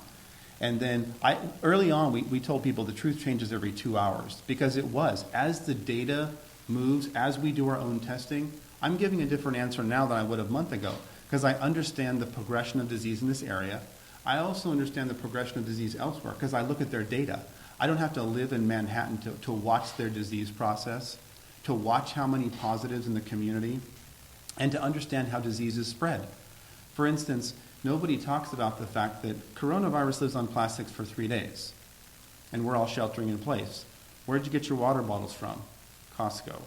Where'd you get that plastic shovel from? Home Depot. Those are fomites and carriers of disease. So you take your family sheltering in a place that you think is safe, and you're taking fomites with disease that they've shown that lasts 3 days. Are you really protecting yourself from COVID? Does that make sense to you? It doesn't make sense to me. And if I swabbed things in your home, I would likely find COVID-19. And so you think you're protected, but you've got fomites coming from, Home Depot and Lowe's. And it's okay for us to be mingling in those situations, but we have to not go to work. It's okay for us to go to Costco, but not to church. Do you see the lack of consistency here? From a microbiological, immunological standpoint, that doesn't make sense. If you're going to isolate people, you need to shut these all down because that's how the fomites are being transferred. When you go to Del Taco and you get a plastic bag or piece on your burrito from someone not wearing a mask who is just wiping their arm on your thing, do you think you're protected from COVID? When you wear gloves that transfer disease everywhere, those gloves have bacteria all over them. I'm wearing gloves, not helping you. As your mask that you're wearing for days, you touch the outside of it, COVID, and then touch your mouth. This doesn't make any sense. We wear masks in an acute setting to protect us. We're not wearing masks. Why is that? Because we understand microbiology, we understand immunology, and we want strong immune systems. I don't want to hide in my home, develop a weak immune system, and then come out and get disease. We have both been in the ER through swine flu and through bird flu. Did we shut down for those? Were they much less dangerous than COVID? Is the flu less dangerous than COVID? Let's look at the death rates. No, it's not. They're similar in prevalence and in death rate. So we are saying that our response now that we know the facts, it's time to get back to work. It's time to test people. But again, testing gives you a moment in time. Testing tells you, the nasal swab says positive or negative. The blood vial, the tiger top or the finger stick gives you IgG, IgM. IgG being the long-term immunoglobulin we look at for immunity. But again, it's a moment in time. And what's interesting to me too is when someone dies in this country right now, they're not talking about the high blood pressure, the diabetes, the stroke. They say, did they die from COVID? We've been to hundreds of autopsies. You don't talk about one thing. You talk about comorbidities. Their vessels were narrowed. Their lungs were a smoker. COVID was part of it. It is not the reason they died, folks. It is one of many reasons. So to be so simplistic to say that's a COVID death because they have COVID, you know how many people die with pneumonia or people that die from flu? With flu, I should say. It's not from flu. Their lungs were compromised by COPD. They had a heart attack 2 years ago. They have a weakened body. We aren't pressured to test for flu. But ER doctors now, my friends that I talk to say, it's interesting. When I'm writing up my death report, I'm being pressured to add COVID. Why is that? Why are we being pressured to add COVID? To maybe increase the numbers and make it look a little bit worse than it is? I think so. So this is what I'm hearing from physicians I talk to in Wisconsin, New York, and everywhere. So you think that physicians are being pressured to make the numbers look worse than they are? They're being pressured to add it to their diagnostic list. And so where is that pressure coming from, in your opinion? Well, I probably coming from the administration. So their administration is saying it's probably coming from the hospital administration. I didn't ask them specifically, but they said we're being pressured in-house to add COVID to the diagnostic list when we think it has nothing to do with the actual cause of death. You can't confirm that beyond their work. The actual cause of death was not COVID, but it's being reported as one of the disease processes and being added to the death list. When they died from COPD, they had COVID. COVID didn't kill them. 25 years of tobacco use killed them. Yeah, that's actually interesting. So I guess my question right off the bat is, I know that right now what we're discussing is relating to people with immune deficiencies who COVID just supplements whatever illness they're dealing with, and that's contributing to their, to their death. So going back to what I think the theme is here is quarantining and social distancing, is it necessary? So my question is it necessary are you saying it's only necessary for some individuals to be quarantining, but for healthy individuals, it's not? Yeah, exactly. I mean, that's why would you quarantine the healthy? If you're young and healthy, why would you quarantine yourself? It doesn't make any sense. You quarantine the ill, and we were. Don't they say that one of the reasons you do that is because so many people are asymptomatic, and then they need to get home and spread it to someone who is immunocompromised. Sure. I mean, isn't that part of the reasoning? 25% of patients who have COVID are asymptomatic, which is why we advocate for widespread testing. In order to open the economy, you have to have widespread testing. That's number one, no question about it. But historically, if you look at biblical times, you look at leprosy, Mycobacterium leprae, which is the bacteria that causes it. They isolated the sick. They didn't isolate everybody else. So isolating the healthy just doesn't make sense, in our opinion. So you guys think herd immunity is kind of the way to go then? Absolutely. I think so. There's two ways. Well, there's two ways to get rid of a virus, right? Either it burns itself out or herd immunity. For hundreds of years, we relied on herd immunity. Viruses kill people. End of story. The flu kills people. COVID kills people. But for the rest of us, we develop herd immunity. We develop the ability to take this virus in and defeat it. And for the vast majority, 95% of those around the globe, this is true. And when we look at people that have locked down and people that haven't locked down, we have massive data. It is not statistically significant whether you lock down or not. So why are we doing it? Do you think it's safe for the state to lift the lockdown? Yes. Would it be safe for people to be outside right now? Yes. I'm outside with no mask. Are the gloves and mask maybe a little bit too much right now? Is that kind of what you're saying in some Well, sense? again, do you want your immune system built or do you want it not built? The building blocks of your immune system is virus and bacteria, end of story. That's how you build it. There's normal bacteria and normal flora. There's normal bacteria and normal flora that we have to be exposed to. Bacteria and viruses that are not virulent are our friends. They protect us against bad bacteria and bad viruses. So right now, if you look at Dr. Erickson's skin or my skin, we have strep, we have staph. All staph isn't bad, all strep isn't bad. They protect us against opportunistic infections. That's why when a baby comes out of the womb for the first 3 to 6 months, they're extremely vulnerable to opportunistic infections, which is why when we see a little baby in the ER with fever that's 1 month old, you do a spinal tap, you do a chest x-ray, you do blood cultures, you do urine cultures. But if you had a fever, I wouldn't do that for you. Why?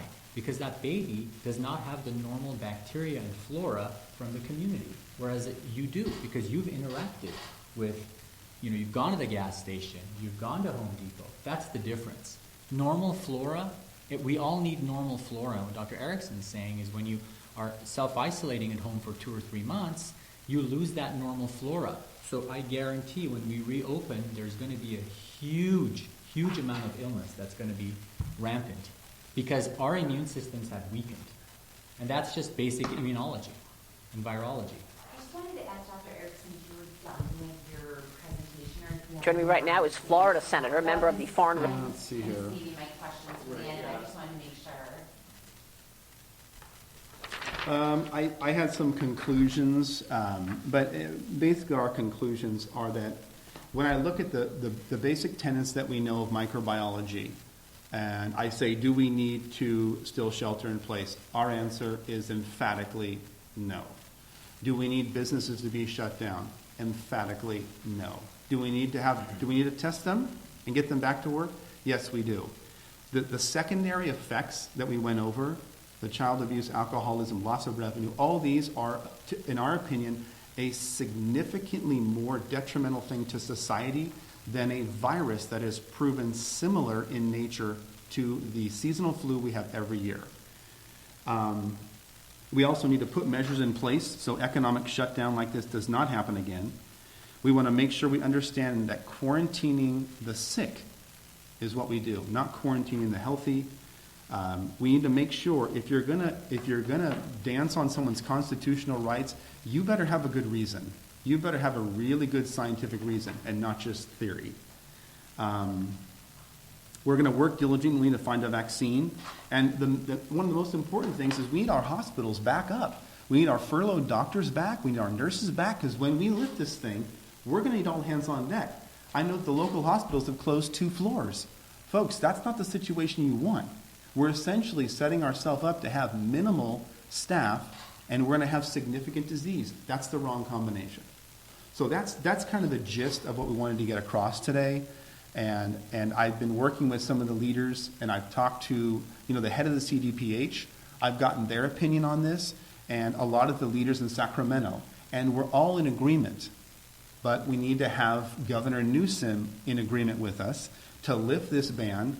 I've talked to our local head of the health department, and he's waiting for that. Even though they're in agreement with me, they're waiting for the powers that be to lift. Because the data is showing us it's time to lift. So if we don't lift, what is the reason? I want to ask you about testing here in Kern County. We have, according to public health, just under 3,600 pending tests. If you compare that as a percentage to the rest of the state, that's very high, given we have 900,000 people in the state of 39.5 million. I know you're not public health, why is our testing, the speed at which it gets done here in Kern County seemingly so bad? Well, demand. Unless you're going to grab people from their homes, people are afraid. They're sheltering in place. They're having problems with their diabetes and they won't come in. Do you think they're going to come in for a test? Not in your life. They're sheltering at home. So a lot of times you've probably seen our marketing. We do coronavirus testing. We've called the major businesses. You have to have people actually come to perform the test. If they're afraid to come in, which a lot of people are, we can't get the data. So you're talking about the medical staff that's afraid to come in? No, the patients. Well, what I'm saying is that we have just under 3,600 pending tests. Right. People have been tested, but they haven't gotten their results yet. That's about half of all of California. What's the Why time are we frame? so slow? What's the time frame on that? So this is, according to public health, this was updated this morning at 10 o'clock. But when were they tested? I mean, it's No. well, that's the most important. That's the most important piece of So data. why is a place like Los Angeles County, which has 10.1 million people, have a smaller percentage of pending tests? They do. How many tests do they do? Well, I'll piggyback right off of that. So, I mean, if you look at the pending tests within the last 10 days versus the amount of negative and positive cases the county's reporting, it seems like it varies maybe 150 to 200 reports coming in a day, and that large number of just over 3,000 over 3,500 is still there. Yeah. So this idea of let's test everybody, do we even have the capacity to do that? Even if they tested every single person here, there's 900,000 people in Kern County. There's 10.1 million in LA County. So why is Kern County seemingly lagging as opposed to other counties in California? And again, I appreciate that this isn't your fault. No, it's not about a fault. This is a discussion. We do the majority of testing in Kern County for COVID. We do the majority of testing. And our folks, we have a couple hundred employees, are working night and day to serve this community. So we're at full speed. We can handle a lot more testing. We're seeing about half the volume we normally see. We can double our volume and still take care of, getting the results back. Unfortunately, we don't run them in-house. Nobody does. We depend on major labs that are huge players in the United States. So our job is to evaluate the patient, make sure it's they don't have any other issues, tonsillitis, pneumonia, flu, swab them for COVID, send them to the lab. The lag from the time they get it to the result is usually 2 days. It's a 2-day result, which is in line with everywhere else. That doesn't seem to be, though. I mean, the variation is 150 to 200 within the last 10 days. I mean, they've been sitting with over 3,000 pending tests for a while now. So, how many people have you tested, did you guys say? Yeah, we went over the numbers. I'll give them to you one more time. We've tested 5,213. We've had 340 positives. Now, we have people calling back from 7 in the morning till midnight. We can only speak to our data collection. Initially, the labs were taking 10 to 12 days to get results. That was about 6 weeks ago. Then they refined their process. They brought in more analyzers. So they automated. They were doing things manually. They automated the process, and now it's 1 to 3 days. All of our data is followed up on. These 5,213, these are called back. We do between 150 and 200 tests every single day of the week, including weekends. We have people calling back till midnight, every single patient. Our data is followed up on. I can't speak to what LA people are doing. I know what we're doing here. These tests have been followed up on. These tests are accurate to date. And if you look at the pending tests, 5,213 is the majority of them. So I know our processes. Maybe the hospitals are not sending them stat. I don't know. But our data is coming around in 1 to 3 days. Based on data, would you say? No, not at all. Based on your information, would you say it's safe to open up schools, sporting events, and for people to gather outside again, including gyms? Yeah, I would start slowly. I think we need to open up the schools, start getting kids back to the immune system. And the major events, the sporting events, these are non-essential. Let's get back to those slowly. Let's start with schools. Let's start with Cafe Rio and the pizza place here, because I can go into Sully's right now, which I did this morning. There was 25 people in there, and I can stand in line for 10 minutes, but I can't go in Cafe Rio and sit there for 10 minutes. Does that make sense to you guys? And I can go into Costco and I can shop with people, and there's probably a couple hundred people, but I can't go in Cafe Rio. So big businesses are open, little businesses are not. There's no science behind that. As we've gone over, that is not science. There's other factors in play that we don't have time to go into, but it's not science. I want to make that clear. So you're saying, I'm curious what you think needs to happen, or if someone came to you, the county, and said, what should we do to reopen? Because you said you think testing is important, but are you saying, it sounds like you're saying a slow reopening, starting with the most essential things and working from there. And then how would you propose doing wide-scale testing? Well, and I've met with all the CEOs in all the hospitals as early as yesterday, and I've met a couple times, and they've said, what's your capacity? We're trying to figure out our capacity. So it's an ongoing discussion, and from our perspective, we've said, let's start back opening the businesses up. People need revenue. They need the food chain. For instance, your Grimway, your Bolt House, they have thousands of employees. Well, they're all working. Have they all been tested? So our thing is start with the food industry and the food chain, test them, and what we're trying to do now is validate a finger stick test so that we can test people in 3 minutes. They're just coming out. So we're actually at noon today, we're supposed to meet with a major lab talking about running the Tiger Top, which is the blood tube alongside the finger test, doing our self-validation over the next week or two, getting that rapid test done so that people can test as they go into work. Boom, 3 minutes, negative, come. And we do that until we find out who has active disease, who's not, and we don't have to do everyone, but a majority of players, and then eventually we treat this like we treat flu, which is if you have the flu and you're feeling fever and body aches, you just stay home. If you have cough, fever, shortness of breath, COVID is more of a respiratory thing, you stay home. You don't get tested. Even when people come with flu, a lot of times we don't test them. We go, you have flu. Here's a medication, or if it's been more than 2 days, you don't get Tamiflu, it works itself out. This virus is the same. You have COVID, go home, let it resolve, and come back. So someone who would test negative for the antibodies, should they be allowed to go back to work? They should, because they may be negative for the antibody for years. They may never get flu. We have people in their 50s who have never had flu. So you're just saying anybody who doesn't have an active coronavirus infection should be allowed to go back to Absolutely. work, whether they have the antibodies for it or not? Right. Okay. But you're saying that once we have the testing in place, is that correct? Well, if you have no symptoms, you should be able to return to work. Are you an asymptomatic viral shedder? Maybe, but we can't test all of humanity. I think one thing I also wanted to add is we're going to miss cases. Sure. We're going to miss cases of coronavirus, just like we miss cases of the flu. I think one thing that is being televised is that we need to capture every single coronavirus patient. No, we don't, because that's not reality. Theory and reality are very, very different. We worked in ERs for 15 years.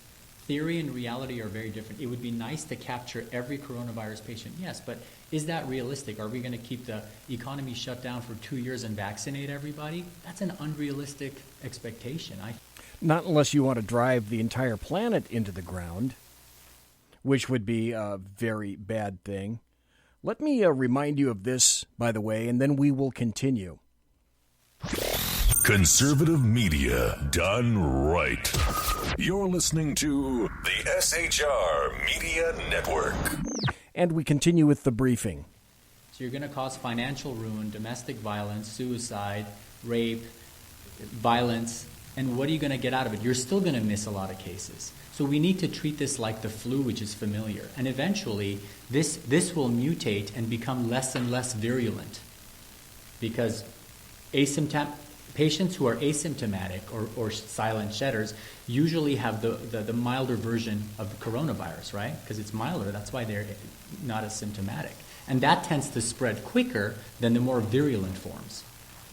Karen Claw, I'm sorry, from PGT gave me some questions to ask. One of them was, what sources do you cite to back your claims? What scientific papers and studies can you send out to us? Are there other people? This is too early. Scientific studies, double-blind clinical controlled trials take time, years. So we're doing the best with the data we have. I gave you the statistics. This is all common knowledge you can find online. This is their countries reporting to these different news entities. This is all common knowledge. This is not based on double-blind clinical controlled trials. Again, we've been studying microbiology for 20 years. This is our life goal. In our 20s and 30s, 40s, this is what we do. We throw this information against the backdrop of knowledge. We both have degrees in this, and say, is this legitimate? I don't need a double-blind, clinically controlled trial to tell me if sheltering in place is appropriate. That is a college-level understanding of microbiology. That's next year. Next year, 2 years down the line. A lot of times in medicine, you have to make educated decisions with the data that you have. I can sit up, in the 47th floor in the penthouse and say, we should do this, this, and this, but I haven't seen a patient for 20 years. That's not realistic. We're using the basic data that we have here, which we're happy to share with you guys. We have all the data. This is our data from Kern County. And because we're the largest testing center for Kern County, we're assuming our data is accurate for this specific area. How many tests have you guys done, and how many of your tests have come up positive? 5,000. We've done 5,236. 5,213. That's okay. 5,213, and we have 340 positive. 340 positive. 6.5% is our number. Does it come to the point where it's getting unhealthy to stay inside and do shelter-in-place orders? I think so. I mean, sorry to cut you off. Your vitamin D levels go down. You're not outside. You're not, your mood goes down. When your mood goes down, you're more likely to get sick. You get depression. Going outside is healthy. I mean, why can't you go to the park and walk around, but you can go to Home Depot and nobody's wearing a mask? It doesn't make sense. The inconsistencies and the incongruencies make no sense. That's the bottom line. So when Governor Newsom says restaurants after the stay-at-home order, you might see waiters and waitresses wearing gloves and masks and giving you disposable menus, you guys disagree with that? No, it's not. We don't disagree with that. I mean, I think you can look at it from two different ways. I think if you're healthy and you don't have significant comorbidities and you're not immunodeficient and you're not elderly, you should be able to go out without any gloves and without a mask. I think if you are those things, you should either shelter in place or wear a mask and gloves. I don't think everybody needs to wear a mask and gloves because it reduces your bacterial flora. It doesn't allow you to interact with society, and your bacteria flora and your viruses, your friends that protect you from other diseases, end up going away, and now you're more likely to get opportunistic infections that are hoping you don't have your good bugs fighting for you, if that makes sense. So doctors, you guys are calling for, as you said, gradual opening up, and with that we have to increase our testing. But if you look at the numbers per capita, California is the fourth lowest state per capita testing. The U.S. is below almost every Western European nation per capita testing, minus I think the UK and France. And Germany. Places like, no, we're lower than everybody minus the UK and France per capita. I think we're about 12,500 per million, and UK and France about 8,000. If you look at places like Germany and Denmark that are beginning to open up, their testing rates per capita are 3 times higher than what ours are. We also have their test positive rate is between 3 and 12%, which is what the World Health Organization says should be the positive rate. Ours is closer to 20% nationally. So at what stage do you think we get that adequate testing, which you guys are calling for, where we can start to take those approaches to get our economy moving again, start opening up? Well, I think, do you think we're there now or no? I think that's an excellent question. I think the problem with wanting widespread testing versus not being scared enough to come to a facility to get widespread testing are two different things. If you're at home seeing tons and tons of people die, I don't want to go to accelerated. I don't want to get testing. That fear prevents people from coming in. When this press conference is to give folks hope. It's okay to go to the doctor. It's okay to get care. If you have right lower quadrant abdominal pain and fever and your appendix is about to burst, but you're worried about COVID, you're going to stay home and die from sepsis. So I think we need to remove some of the fear that's a little inappropriate in my opinion and not justified medically. We need to remove that from society right now. We need to let people know, hey, it's okay to go to the doctor's office and get tested. We give everybody a mask when they come in, for their own peace of mind. So I think we're able to do mass testing. Right now, we can do 1,000 tests a day. The problem is people are scared to come in. They want testing. They're scared to come in. So then why do you think different governors, Republican and Democrat, have come forward and said that they don't have the capability to do mass testing? Well, I mean, what's the definition of mass testing? What do you define that as?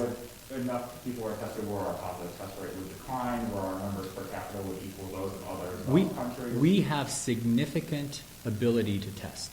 So then why do those governors say otherwise? I don't know what models they're looking at and what facilities they're looking at. We spend night and day as owners of of our 7 facilities, night and day making sure we have enough tests. We have thousands and thousands of tests that are not being used. We're happy to test everybody. We just don't have the volume. And because of that, our business is suffering, and so is every other medical business in town, including the big hospitals. Does insurance cover the testing? It does. It does. Yep, it's just a copay. And if you don't have insurance? Then our fees are very, very reasonable. It's $175 before 5 and $200 after 5 and on weekends.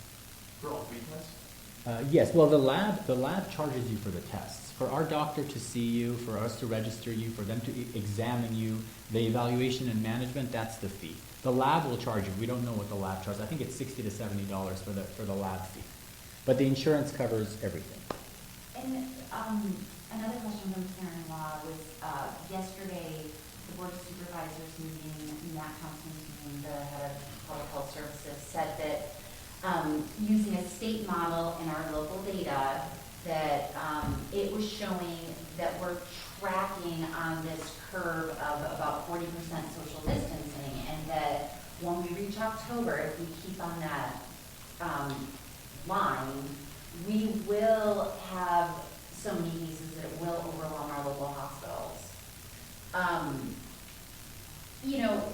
He's using local data and a model that was put out by the state, and he's getting kind of a, sort of scary prediction. What do you guys make of that? What do you think of that? Well, I mean, I want to look at it from two different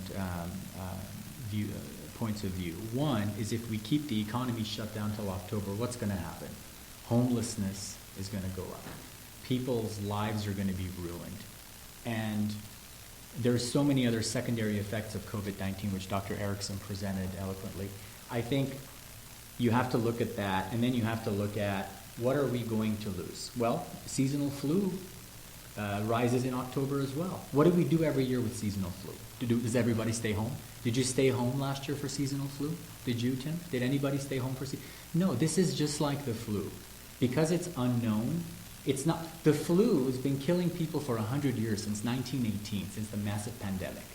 But the flu is just, we know what the flu is. It's familiar to us. So we're not scared of it. Oh, it's just the flu. I've had several patients in their 30s and 40s die in the ER when I used to work in the ER from the flu. Oh, it's just the flu. But if it's coronavirus, it's coronavirus. We all need to be scared. So it's because it's unknown. The unknown always scares us.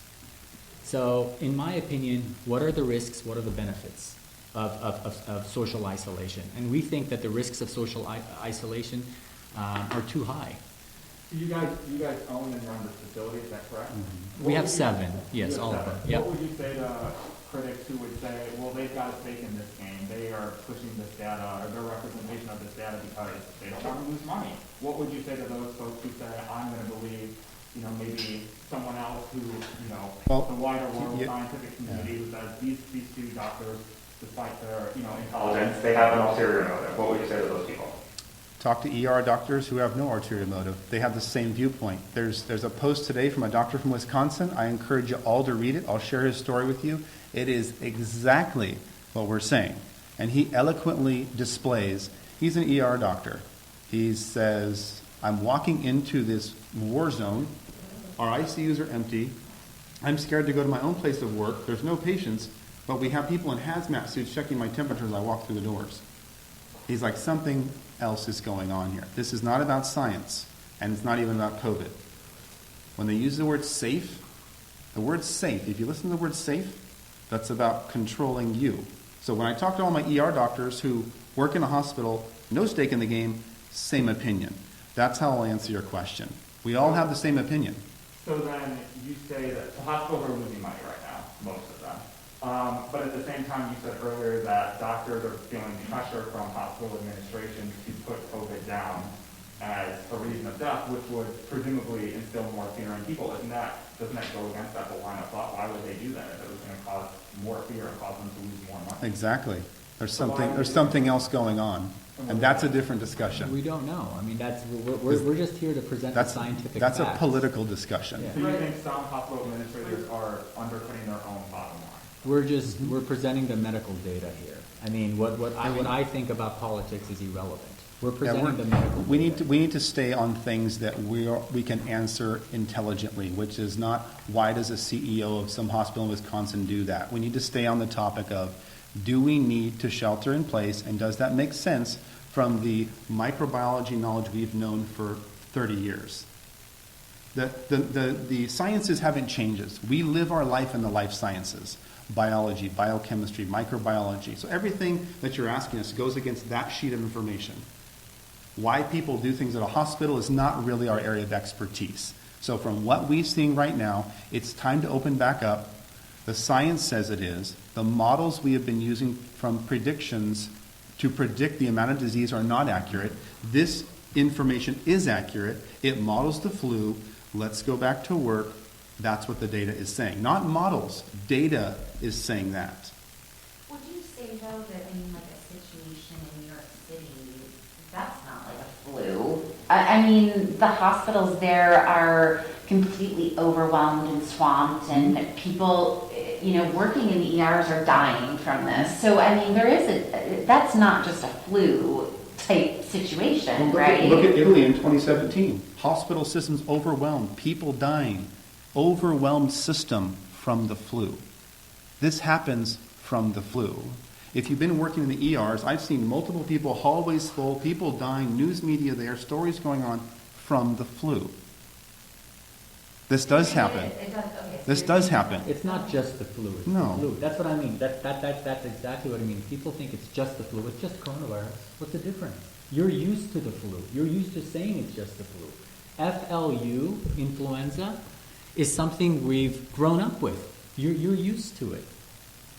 You're used to it, right? If somebody commits suicide today, you're like, yeah, that person committed suicide, it's awful. Or if somebody dies today from the flu, they died from the flu. It's awful, terrible, but we're used to it. We're not used to coronavirus. Not used to something brings fear. Human beings don't like change. I just, from the things that I've been reading, even, doctors working in the ERs in New York City, I haven't heard any one of them saying, oh, it's similar to a flu outbreak. They were pretty impacted by swine flu in New York City, but I haven't heard anybody really say, oh, it's just like swine flu was. Have you? They're getting hit hard. They're a hot zone. And we don't ride subways with, 1,000 people in a small car that are this close. They had reasons for the disease. And coronavirus is shown to be very contagious. Let's be clear. It is contagious. We're not saying it's not. It may even be, from what I've read, more contagious and spread more rapid.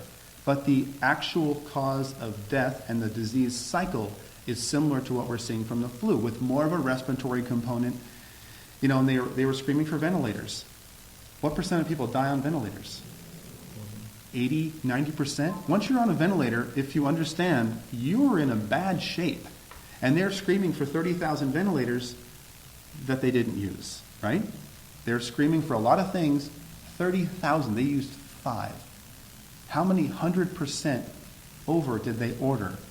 How many hundreds of millions of dollars? Entire companies, GM, were forced to switch their production lines. For what? I'm saying the secondary causes of what we're seeing, oil shutdown. We have predictable negatives from lockdown. Predictable negatives. Corona has unpredictable negatives.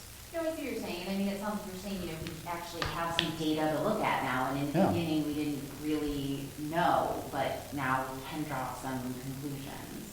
And those conclusions that you guys were able to draw, really the entire nation, do you think, respectively, the numbers are low in those ratios that you were mentioning, the fatality versus how many people have them, because we've been social distancing? Now, you don't think it's because, since we started doing these, that those models that our Tiny Health shows how effective social distancing is, that's all false? But that's why we went over Sweden and Norway. We went over Sweden and Norway because you have lockdown, no lockdown. Sweden, no lockdown. Norway, lockdown. That's 10 million, that's 15 million people. We have the data. That's what I just went over with you. Lockdown.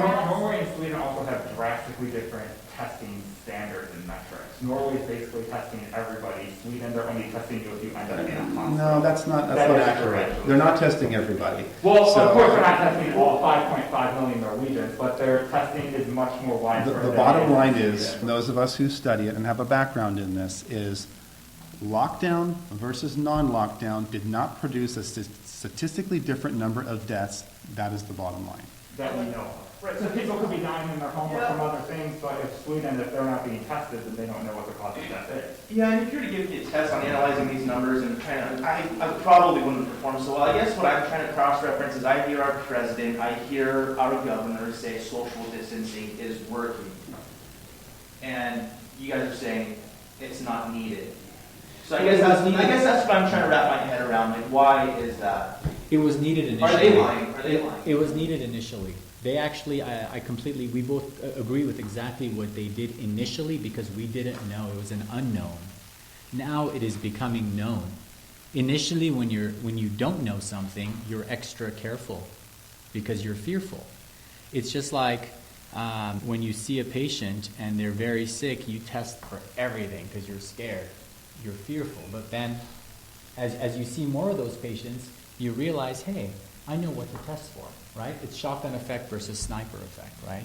So initially when this data came out of a new virus that's lethal, they went all out. And I think that was appropriate. But now that we have the data, we're seeing that 97% of patients completely recover. And those 4 patients that die, they have over 90% comorbidities. Let's run through that one more time. Out of 100 people, if 96 do fine, the 4 that die, 90% of those 4 have comorbidities. Heart failure, emphysema, rheumatoid arthritis, lupus. They're on immunomodulating medications. They're immunodeficient, HIV. These are the people that are dying. You get some healthy people that die, but that's an infinitesimal number. Tiny. So, and you think that differentiation of the conclusions that you doctors are drawing versus them is because they are academics or something along that line? What you were saying? Well, I think we're in the weeds. We work with this every single day, and the numbers don't make sense to us, and they don't make sense to ER physicians and physicians all over the country. It's not just us. Okay. And my final question, just to make sure we get it right, I think you guys did this. Please get your first or last name or spelling, please. Your first or last name or spelling, please. Thank you, sir. Dan Erickson. That's DANERICKSON. Perfect. Thank you. Artin, ARTIN, MASSIHI. Awesome. Thank you, guys. Thank you, guys. Thanks for your time. Appreciate it. That was the briefing. That's what YouTube didn't want you to see. Because they dared to push back against the narrative. And the narrative is stay in. As I wrote in chat, the media so wants the Wuhan 19 to be deadly, deadly, deadly. It's going to kill everybody. Oh my God, we're all going to die. So y'all have to stay inside.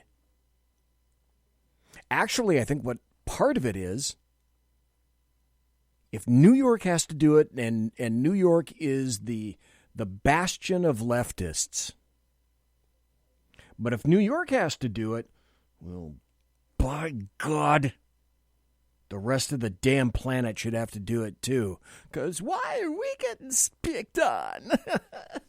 Monsieur has unlocked!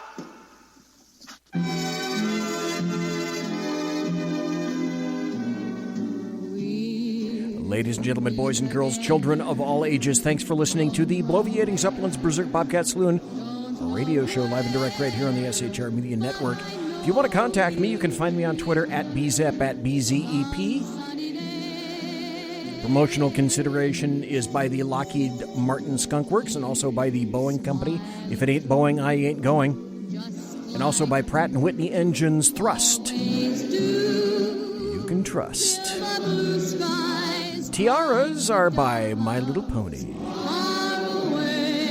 Thanks to my personal KC-135 Kettle One refueling team with whom I shall be consorting in less than an hour. To the folks that I know, I hope that first hour video was helpful. Thanks to Lonnie Poindexter and Ralph Chittims for being here in the second hour. And the reason I played the full video is so that you guys, I'm treating you like an adult. Make your own conclusions. Draw your own conclusions. God, people, don't you wish the American media maggots quizzed everybody like that? Come back next Tuesday night. I don't know who it's going to be, but it'll be great. I can tell just you wait. I know what heights will hit. On with the show. This is it. Everybody quiet down now and get some sleep. Good night, everybody. Good night, Mama. Good night, Ben. Good night, everyone. Good night, Mama. Good night, Daddy. Good night, children. Good night, Daddy. Good night, Elizabeth. Good night, John Boy. Good night, Jim Bob. Good night, Jim Bob. Good night, Jim Bob. What's going on? I was asleep. What's everybody doing? Good night, Jim Bob.